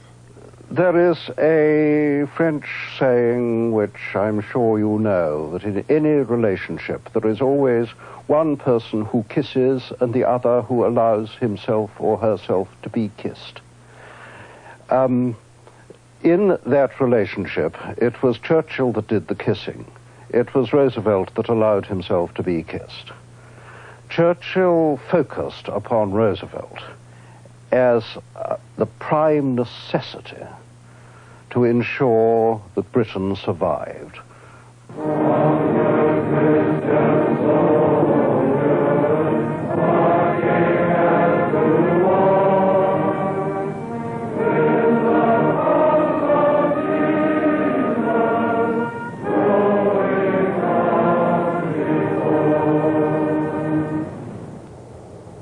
As early as spring of 1941, after a series of British defeats, FDR had become convinced the country would eventually be drawn into the fighting. By midsummer, the United States Navy was convoying supplies across hostile waters for Britain. America was, in fact, involved in an undeclared war in the North Atlantic. What was going on in the North Atlantic, in effect, was that American naval vessels were tracking German U-boats and letting the British Navy know where those U-boats were. That was a very belligerent act on the part of FDR. We know now from British documents, which were open to historians in the 1970s, that at the Atlantic Conference, Roosevelt made clear to Churchill that he wanted to bring the United States into the war. He told Churchill at that meeting that all he needed was an incident or an episode for the United States to become involved in the fighting. The information was found in minutes of the British War Cabinet meetings Churchill held after the Atlantic Conference. In 1941, the war in Europe was seen as the big threat to America, not the war in Asia. But in Washington, Secretary of State Hull knew differently. He was at loggerheads with Japanese diplomats over the question of China. The United States wanted Japan to end its war against China. Japan refused. The negotiations broke down. We interrupt this program to bring you a special news bulletin. The Japanese have attacked Pearl Harbor, Hawaii by air, President Roosevelt has just announced. John McCloy was Assistant Secretary of War. He went to the office that Sunday because he had a hunch. I didn't have the faintest idea it was going to be at Pearl Harbor, but I felt that it was going to be something. So I went down early Sunday morning just to be on the deck because I'd seen the previous cables and intercepts, and something was going to happen in the Pacific. All of a sudden, we realized that our whole battle fleet was destroyed in a couple of hours. The Japanese diplomatic code had been deciphered, and it was known an attack was imminent. The military code had not been broken, so the site of the attack remained a mystery. America's loss was staggering. Meanwhile, Winston Churchill and John Wynant, the American ambassador, were having dinner in England. There was an animated conversation going on round the table, and there was just the news coming through, and it said that Japanese aircraft had that morning bombed the American fleet at Pearl Harbor. And there was a bit of a delayed action because Churchill and Wynant were talking about it, and they both stopped talking. What did that say? Pearl Harbor. And Wynant said, well, that means war. Whereupon Churchill and Wynant got up and more or less danced round the room together. I ask that the Congress declare that since the unprovoked and dastardly attack by Japan on Sunday, December 7th, 1941, a state of war has existed between the United States and the Japanese Empire. Congress voted for war 33 minutes later. There was only one nay. The great debate was over. The isolationists were silenced. America was at war. 3 days later, Germany and Italy declared war on the United States. FDR will continue. He took the stamps back and forth between here and the White House. His son, James, recalls that on the afternoon of the attack on Pearl Harbor, he went to the White House to find his father absorbed with his stamps. The president said to him, "I'm trying to stay calm. I'm trying to remember that I must be the picture of calm." He wanted to set an example for the American people in an extreme national emergency. We'll look at the war years next. ABC News continues with a special program on Franklin Delano Roosevelt, including interviews with the 4 living presidents. It was in these 2 chairs here in the Hyde Park house that Roosevelt sat with Churchill to plan a strategy to win the war. FDR, the president, had become the commander-in-chief. In 4 years under FDR's leadership, the United States had become a world superpower, which was quite a change for a people who never wanted to get mixed up in all those foreign wars anyway. But in the beginning, the outlook was not very bright. The news from the war front stunned America.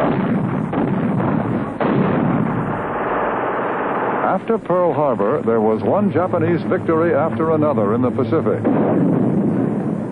For the first time in more than a century, the United States was suffering defeat at foreign hands. We are now in this war. We are all in it, all the way. Every single man, woman, and child is a partner in the most tremendous undertaking of our American history.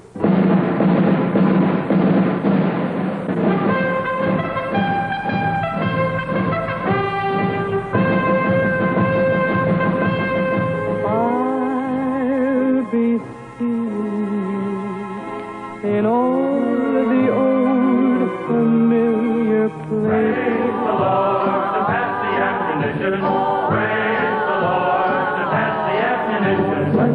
remember Pearl Harbor as we go through. We shall produce 125,000 airplanes, 45,000 tanks, 10 million tons of shipping. The United States was the last hope for the free world. FDR, as its president, had to act. He faced tremendous challenges. The anti-Axis forces were in disarray, and America itself was ill-prepared. Facing the biggest crisis of his life, he turned all his energies toward coordinating the Allied effort and mobilizing the military and industrial might of the country. This production of ours in the United States must be raised far above present levels, even though it will mean the dislocation of the lives and occupations of millions of our own people. We must raise our sights all along the production line. Let no man say it cannot be done. It must be done, and we have undertaken to do it. He was a man who learned by experience, who reacted to experience, and he did have the essential quality of being able to persuade the people and bring them along, which was vital. And you can have a man who might have had a much wiser man in the White House in terms of his erudition and his learning. In a sense, Woodrow Wilson was that. But he wasn't a leader. He wasn't a leader in the same sense. And what we needed desperately was a leader, not only for the United States, but for the world, because it was the ability to bring Europe back, to gain their confidence during the war, which could carry over into the post-war period, which was essential. In 1942, America and its allies were fighting fierce battles against the Japanese in the South Pacific, against the Italians and Germans in North Africa. Meanwhile, Russian troops were locked in battle with the Nazis from Stalingrad to Leningrad. Losing 10,000 men a day, Stalin pleaded for a second battlefront in Europe against the Germans. Roosevelt and Churchill wanted to oblige, but they needed time. A Big Three conference was called in Casablanca to explain the delay to Stalin, but Stalin refused to attend. Roosevelt and Churchill met without him. Casablanca was one of a series of conferences held by the Allied leaders to discuss both military and long-range political strategies. Roosevelt viewed these conferences as opportunities to use his political savvy and persuasive style with other leaders. Roosevelt always felt that he could do almost anything if he could just talk to somebody. He had tremendous confidence in his charm and in his knowledge of other people and their problems. So he had a natural bent toward personal diplomacy. Also, he liked people. He liked to talk to people. He liked to meet people. While in North Africa, FDR visited American soldiers fighting there, not only to boost the morale of the troops, but also to boost morale back home, where newsreels showed him as the war leader surrounded by his generals, firmly and confidently in command. At home, FDR's war efforts were in full swing. Scrap drives were organized, and Americans were asked to make many sacrifices. Let's put the axe to the axis. Let them know that their show is all through. Oh, let's put the axe to the axis. Lend a hand to the land we'll approve. With all our might, we'll fight, because we know we're right. And then, again, the future will be bright. So let's put the axe to the axis and finish up the trouble they began. By mid-1943, Allied forces under the command of General Eisenhower had defeated the Germans in North Africa. The Nazis were in retreat in Europe, too. The Japanese were losing ground, island by island. But the road to Allied victory would still be long, with many casualties. Throughout 1943, FDR kept pressing for a meeting with Stalin. The Russian leader finally agreed to meet at Tehran in November to plan the details of the long-awaited Second Front. But Roosevelt had another purpose, establishing a personal relationship with Stalin. He believed that if peace were to be maintained after the war, Soviet cooperation was imperative. Roosevelt saw the conference as a great success. I may say that I got along fine with Marshal Stalin. He is a man who combines a tremendous, relentless determination with a stalwart good humor. I believe that he is truly representative of the heart and soul of Russia. And I believe that we are going to get along with him and the Russian people very, very well. There's no doubt that Roosevelt was ludicrously optimistic about his ability to get on with the Russians. There was an enormous element of wishful thinking in his handling of Stalin. He saw Stalin as just another political boss. And if he pressed the flesh and twisted the arm and rolled the logs and did all that, then he could manage Stalin as he managed anybody else he'd encountered in his political life. He thought he could influence Stalin, charm him, and get him to be more cooperative, and even have the system, if he understood that their objectives were the same, even though their methods were different, that we could come to a much closer understanding. He was a little bit naive, I would say, about that. He never fully understood communism or the philosophy of communism. He thought of it as sort of an extension of the New Deal. While FDR was planning for post-war peace, at Los Alamos, New Mexico, scientists were feverishly working on the development of an atomic bomb, a decision made by the president and one that would change the nature of war forever. The project was carried out in the utmost secrecy. I think his most important piece of deception, if you want to call it that, was not telling the Russians about the progress of the atomic bomb. Of course, the Russians knew anyway, and that in turn led them to attack Roosevelt as himself being unwilling to share secrets with the American ally, that is Russia. I would suspect that he probably did not think through what a nuclear age meant. Most of Roosevelt's thinking about the A-bomb was focused on its utility in defeating Germany and Japan, and not about the consequences afterwards. And probably he also engaged in the American nostalgia that our monopoly would last a lot longer. To the American people, FDR seemed to be everywhere. If not at wartime conferences, he was rallying the forces at home. I have just returned from a 2-week tour of inspection, on which I saw our men being trained. We're pouring into the worldwide conflict everything that we have, our young men and the vast resources of our nation.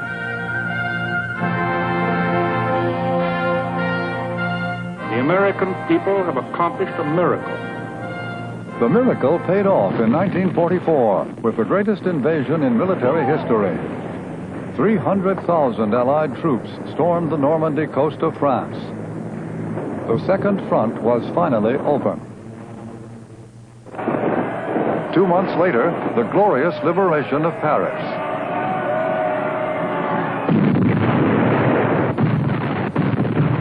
On the other side of the world, naval and jungle warfare were pushing back the Japanese.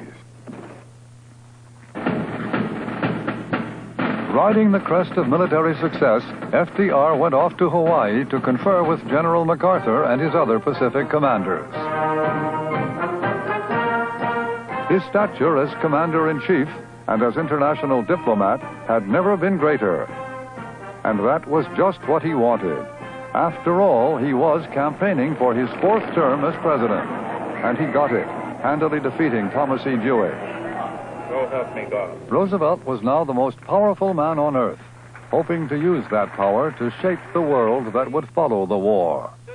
He went off to one last summit conference to meet Churchill and Stalin at a health spa on the Black Sea, Yalta. What happened at the conference was to become the most controversial issue of FDR's foreign policy. This is how the war map of Europe looked when the Big Three met at the Yalta Conference. It influenced what was decided there. Americans and British racing across liberated Belgium and France toward Germany. The Russians marching through Eastern Europe, including Poland. At the time of Yalta, Soviet troops were already deep in Poland and were certain to get deep into Germany. There was no effective means at that time to oppose their forward movement when the war was still going on. And it was therefore highly probable that the Soviet Union would exercise an important political role in Eastern Europe. That reality was on FDR's mind when he arrived at Yalta for what was to be his last chance to achieve his post-war aims. He looked tired and haggard. Later on, it was said his condition impaired his dealings with Stalin. But by most accounts, FDR's mind was as clear and quick as always. And at no time during the conference did he give any indication of being unable to give his full vigor, intelligence, strength to the issues before them. Roosevelt and Stalin and Churchill met for 8 days. FDR was convinced he'd got what he came for. For one, Stalin promised that Russia would enter the war against the Japanese. He wanted, above all, at Yalta, I think, to be sure that the Russians not only would come in against Japan, but would come in early enough to take some of the brunt of the conquest of Japan, which was expected to take about 1 million American casualties. Stalin also agreed to keep Russia in the United Nations after the war. Roosevelt firmly believed that Soviet-American cooperation in the UN was the only way to maintain post-war peace. In addition, the Big Three committed to free elections and democratic governments in the Eastern European nations. Averell Harriman was at Yalta with FDR, and he remembers. At Yalta, he got Stalin to assure the independence of Eastern Europe, and 3 countries agreed that they should be able to hold free and unfettered elections, the people should be, and that the people should have their independence and complete right of individual control of their country. I hope that you will pardon me for an unusual posture of sitting down during the presentation of what I want to say. I know that you will realize that it makes it a lot easier for me in not having to carry about 10 pounds of steel round on the bottom of my legs, and also because of the fact that I have just completed a 14,000-mile trip. There were 2 main purposes in this Crimea conference. The first was to bring defeat to Germany with the greatest possible speed, with the smallest possible loss of Allied men. The second purpose was to continue to build the foundation for an international accord that will bring order and security after the chaos of the war. In public, he was the idealist who assumed Eastern Europe would be free and independent, outside the Soviet sphere. Privately, he knew better. After the Yalta Conference, he announced to the American Congress that the Yalta meeting meant the end of spheres of influence. But in fact, in private, he repeatedly said that spheres of influence were a reality of international life which the country could not do away with. The name Yalta, even today, is associated with diplomatic failure. Nothing in Roosevelt's record as a statesman has aroused more controversy, more second-guessing, than his dealings at Yalta. Critics accuse him of giving away Eastern Europe. The accusation that at Yalta we gave away East Europe implies that East Europe was ours to give away, which it simply was not. Unless the West was prepared to walk straight from World War II against Germany into World War III against the Soviet Union, we had to accept the power structure which was established by Soviet military strength. I think it's, from one point of view, unfair to blame Roosevelt for what happened to Eastern Europe. One can blame him more, I think, for not realizing sooner than he did, that is, practically within days of his death, that he was dealing with a man in Stalin who could not be trusted. I have always believed that in the immediate post-war period after Roosevelt died, a perhaps more assertive American diplomacy, strangely enough using the Yalta agreements as a basis, might have prevented the establishment of satellite regimes and might have caused the Soviets to content themselves with establishing Finland-type situations in Eastern Europe. But that the Soviet Union would be politically dominant in Eastern Europe was inherent in the strategy of the war, not in the diplomacy of Yalta. And I am confident that the Congress and the American people will accept the results of this conference as the beginnings of a permanent structure of peace, upon which we can begin to build, under God, that better world in which our children and grandchildren, yours and mine, the children and grandchildren of the whole world, must live and can live.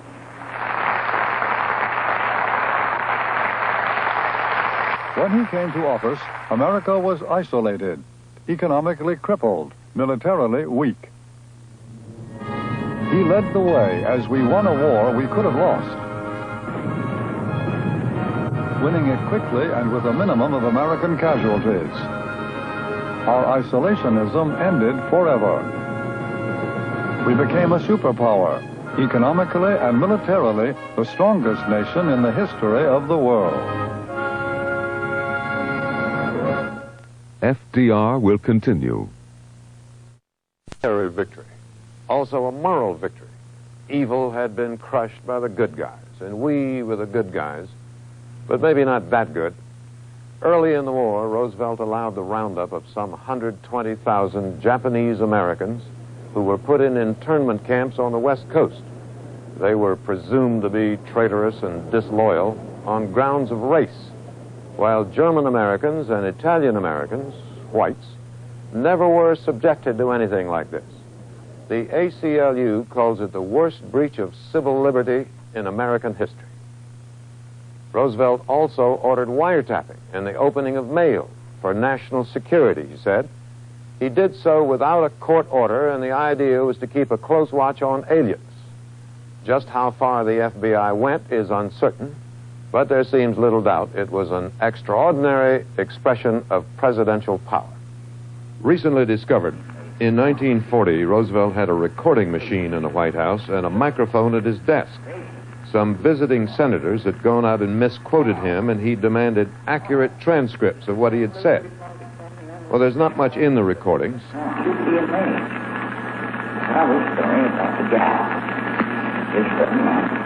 There was talk of publicizing the fact his opponent, Wendell Willkie, had a mistress, even though Roosevelt did too, but nothing happened. And after a few weeks, the machine was never used. Something else, not related, was the Holocaust. Millions of European Jews were murdered in Nazi death camps.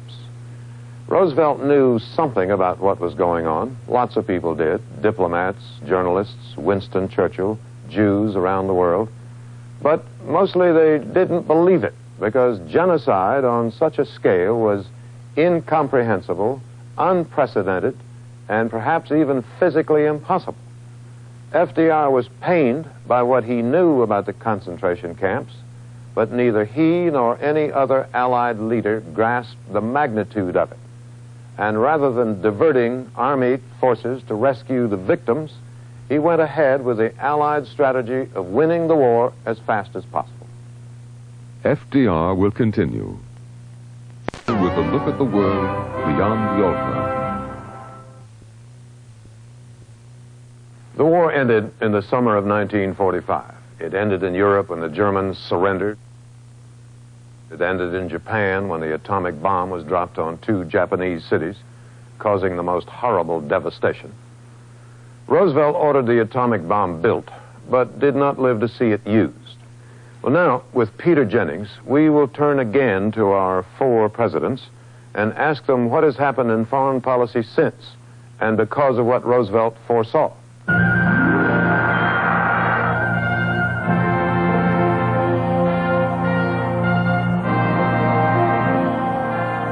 have seen our civilization in deadly peril. Successfully, we have met the challenge. We owe it to our posterity. We owe it to our heritage of freedom. We owe it to our God to devote the rest of our lives and all of our capabilities to the building of a solid, durable structure of world peace. It's been 37 years since the end of World War II. They have not brought the peace which FDR had prayed for. The United Nations, which he helped create, was intended to stand on the rock of unity between the great powers. The greatest division in the post-war world has been that between the 2 greatest powers, once allies in the war against Hitler. FDR had wanted a world in which the United States and the Soviet Union would cooperate. As the American delegation left Yalta, there was genuine hope. Not long after the war, those hopes began to disintegrate.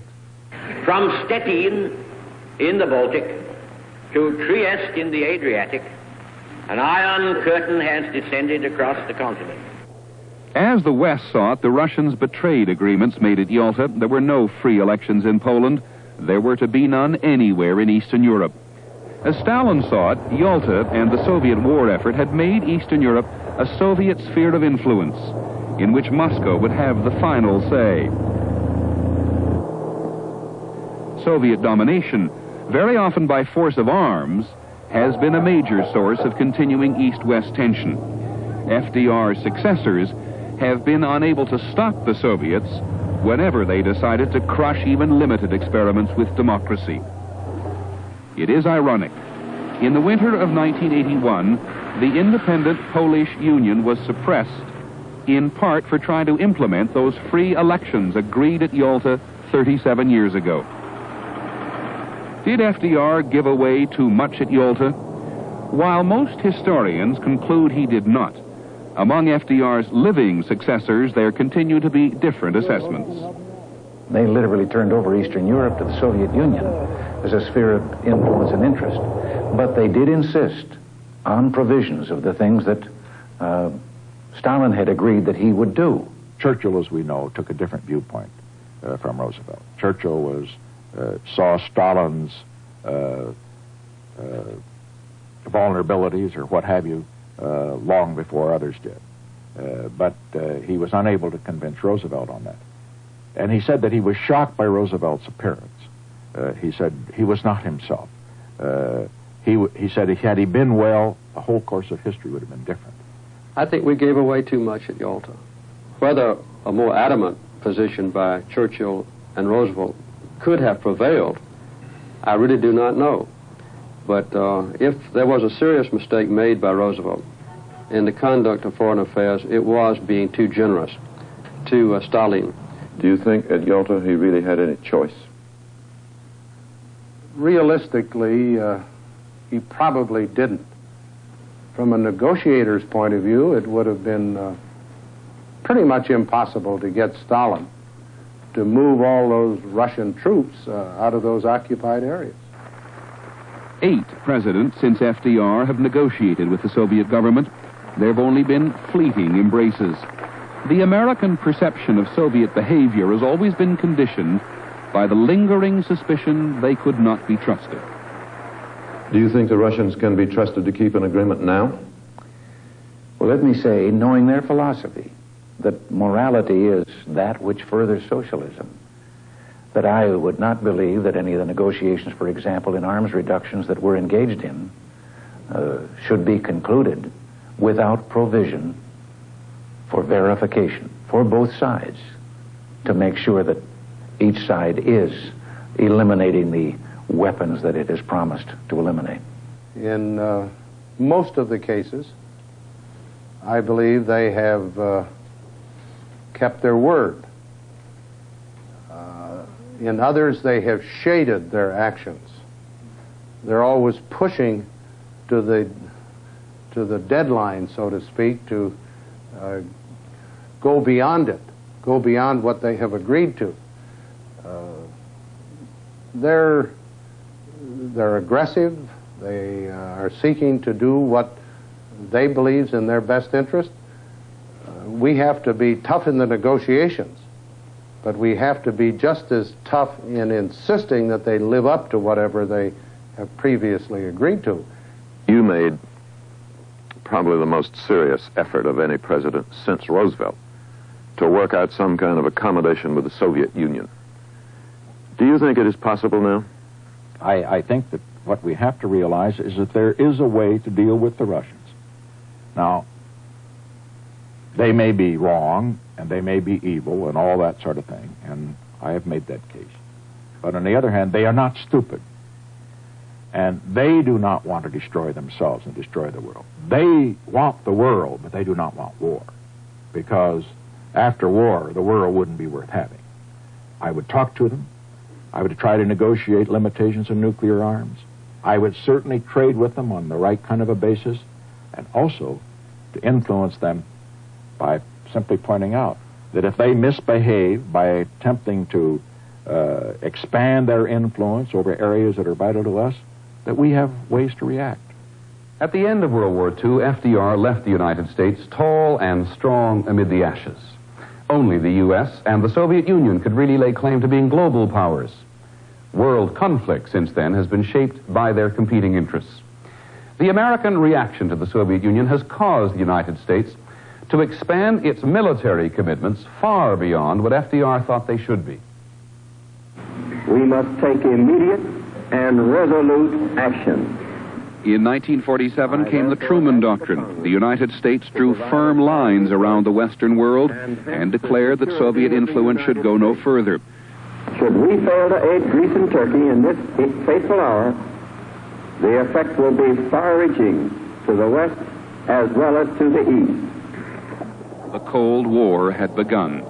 A year later, a Soviet-sponsored coup in Czechoslovakia finalized Soviet domination of Eastern Europe.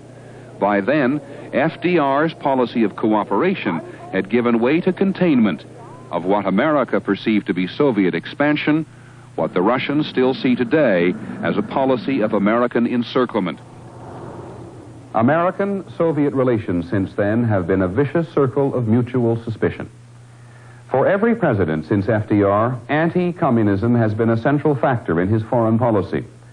Wherever communism was perceived to be active, the United States moved to meet it.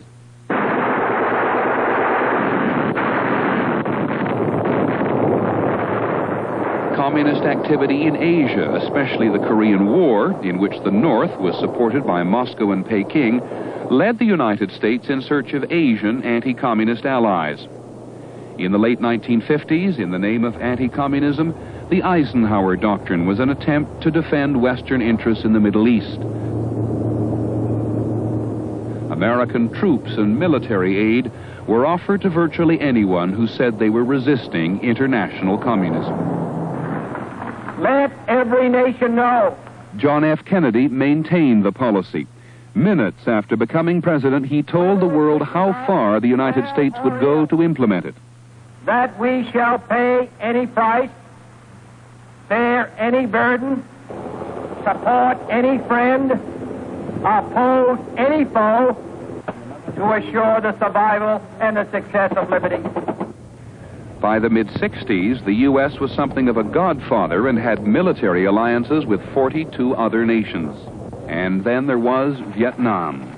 For the communist aggressors to win in Vietnam, they would know that they can accomplish through so-called wars of national liberation what they could not accomplish through naked aggression in Korea. The United States believed it was helping resist Soviet and Chinese expansion. The Vietnamese communists had been fighting since before the Second World War to rid themselves of foreign domination. They saw the United States as just another imperial power. Ironically, perhaps, Roosevelt was committed to the notion that colonies like Vietnam should be allowed to rule themselves. Vietnam is the only war the United States has ever lost. The failure in Vietnam led to the most critical re-examination of American global responsibility since FDR's death. Our power is not unlimited, as the Vietnam experience tends to indicate.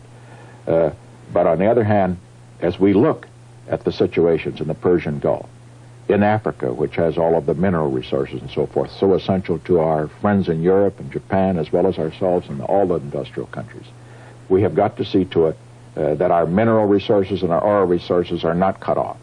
That is what I think is the great foreign policy challenge for the United States in this period. The war that we are likely to lose is one that we're not going to fight. It will be in this third world area, which the Soviet is going after very effectively. In the world since FDR, events have tended more and more to escape the will of the Oval Office. For one thing, American economic power has declined. Before the end of World War II, the United States was largely self-sufficient in natural resources. But now some emerging nations control the oil and other resources the West needs to survive. They have a power they never had before to hold the American economy hostage. The rising demand of developing nations to share either the world's resources or political power has played havoc with presidential policy. The actions of some, both rich and poor, pose the possibility of worldwide economic chaos and even war. American military power has not declined, although the dangers of using it have increased, and American influence alone is not always enough. President Carter faced a rising tide of Islamic nationalism. Iran held his diplomats hostage for 444 days. Trying to maintain Roosevelt's image of an American-inspired world order is now virtually impossible. The Iranian Revolution, the capture of our hostages, was an event that I think controlled me instead of the other way around. I had to protect our nation's interest and its integrity and try to bring those hostages home safely. It was an ever-present concern of mine, and I felt very frustrated at my own impotence in accomplishing that rapidly. On the other hand, there were things where I felt we could control events. We had a great influence in extending America's relationships with the emerging countries of the world and trying to enhance human rights and bringing Sadat and Begin together to form the first step toward a comprehensive Mideast peace.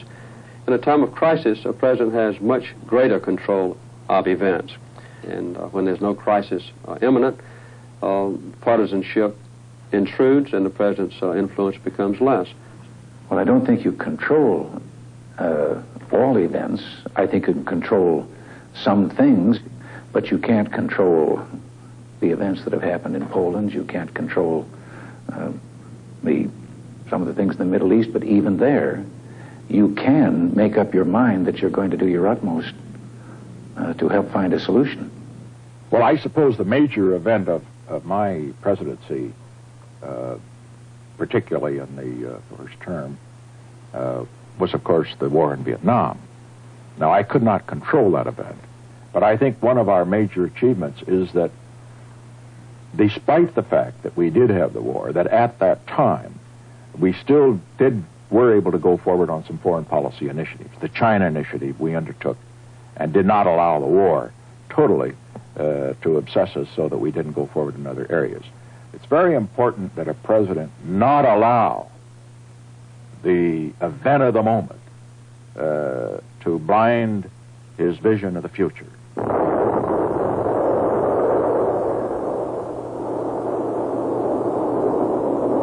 The years since FDR have been darkened above all else by the shadow of nuclear weapons. When Franklin Roosevelt died, the bomb that was to end the war and change the world had not even been tested. Well, the bomb, of course, has changed foreign policy altogether. There was a time when war, or the threat of war, could be justified as an instrument of national policy. I think that time is gone now. If it's rather an empty threat to say we're going to start a nuclear war unless you quit doing something which we don't like someplace in the world. It's horrifying. There would be no escape if it happened.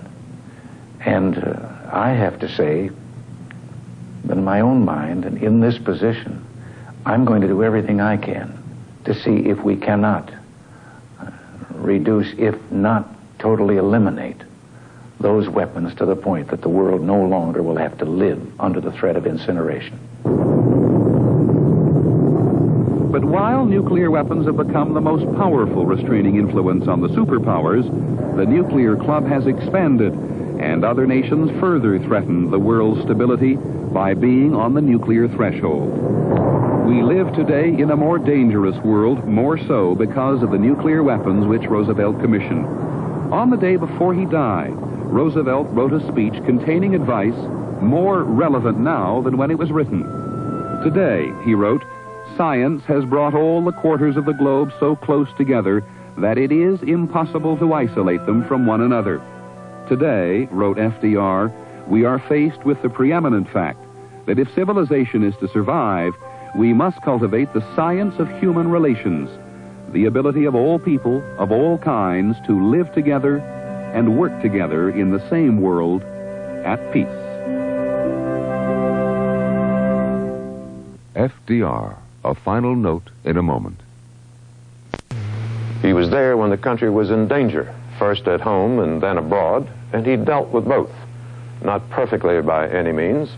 The war left Eastern Europe in trouble, as it still is, and the new government role he created has now become so expensive that people cannot afford it. But that happened after he died, and it goes on the records of those in office since Roosevelt and those of us who elected them. His legacy was a changed country in a changed world. Because his influence still lives, Franklin Roosevelt is himself still a part of our living history. And when he was our president, it was almost impossible for those who knew him to imagine that he would ever not be president. The poet, Archibald MacLeish, who wrote for FDR, recalls the last time he saw him alive and realized that his life was nearly over. It was twilight.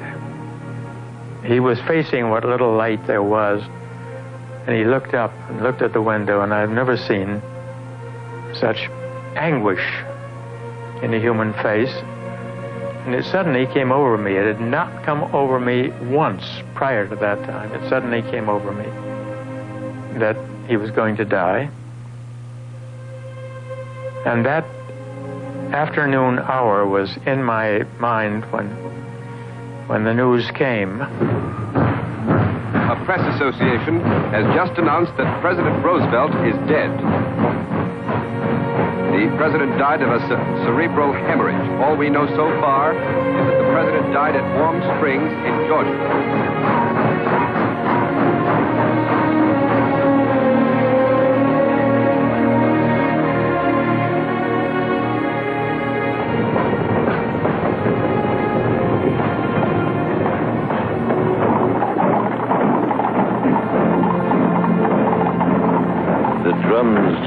Wrapped in black crepe and are muffled, as you can hear. And the pace of the musicians is so slow. Behind them, these are Navy boys. And now just coming past the Treasury, I can see the horses drawing the caisson. And most generally, folks having as tough a time as I am. And behind us is the car bearing the men on whose shoulders now falls the terrific burdens and responsibilities that were handled so well by the man to whose body we're paying our last respects now. God bless him. We return you now to the studio.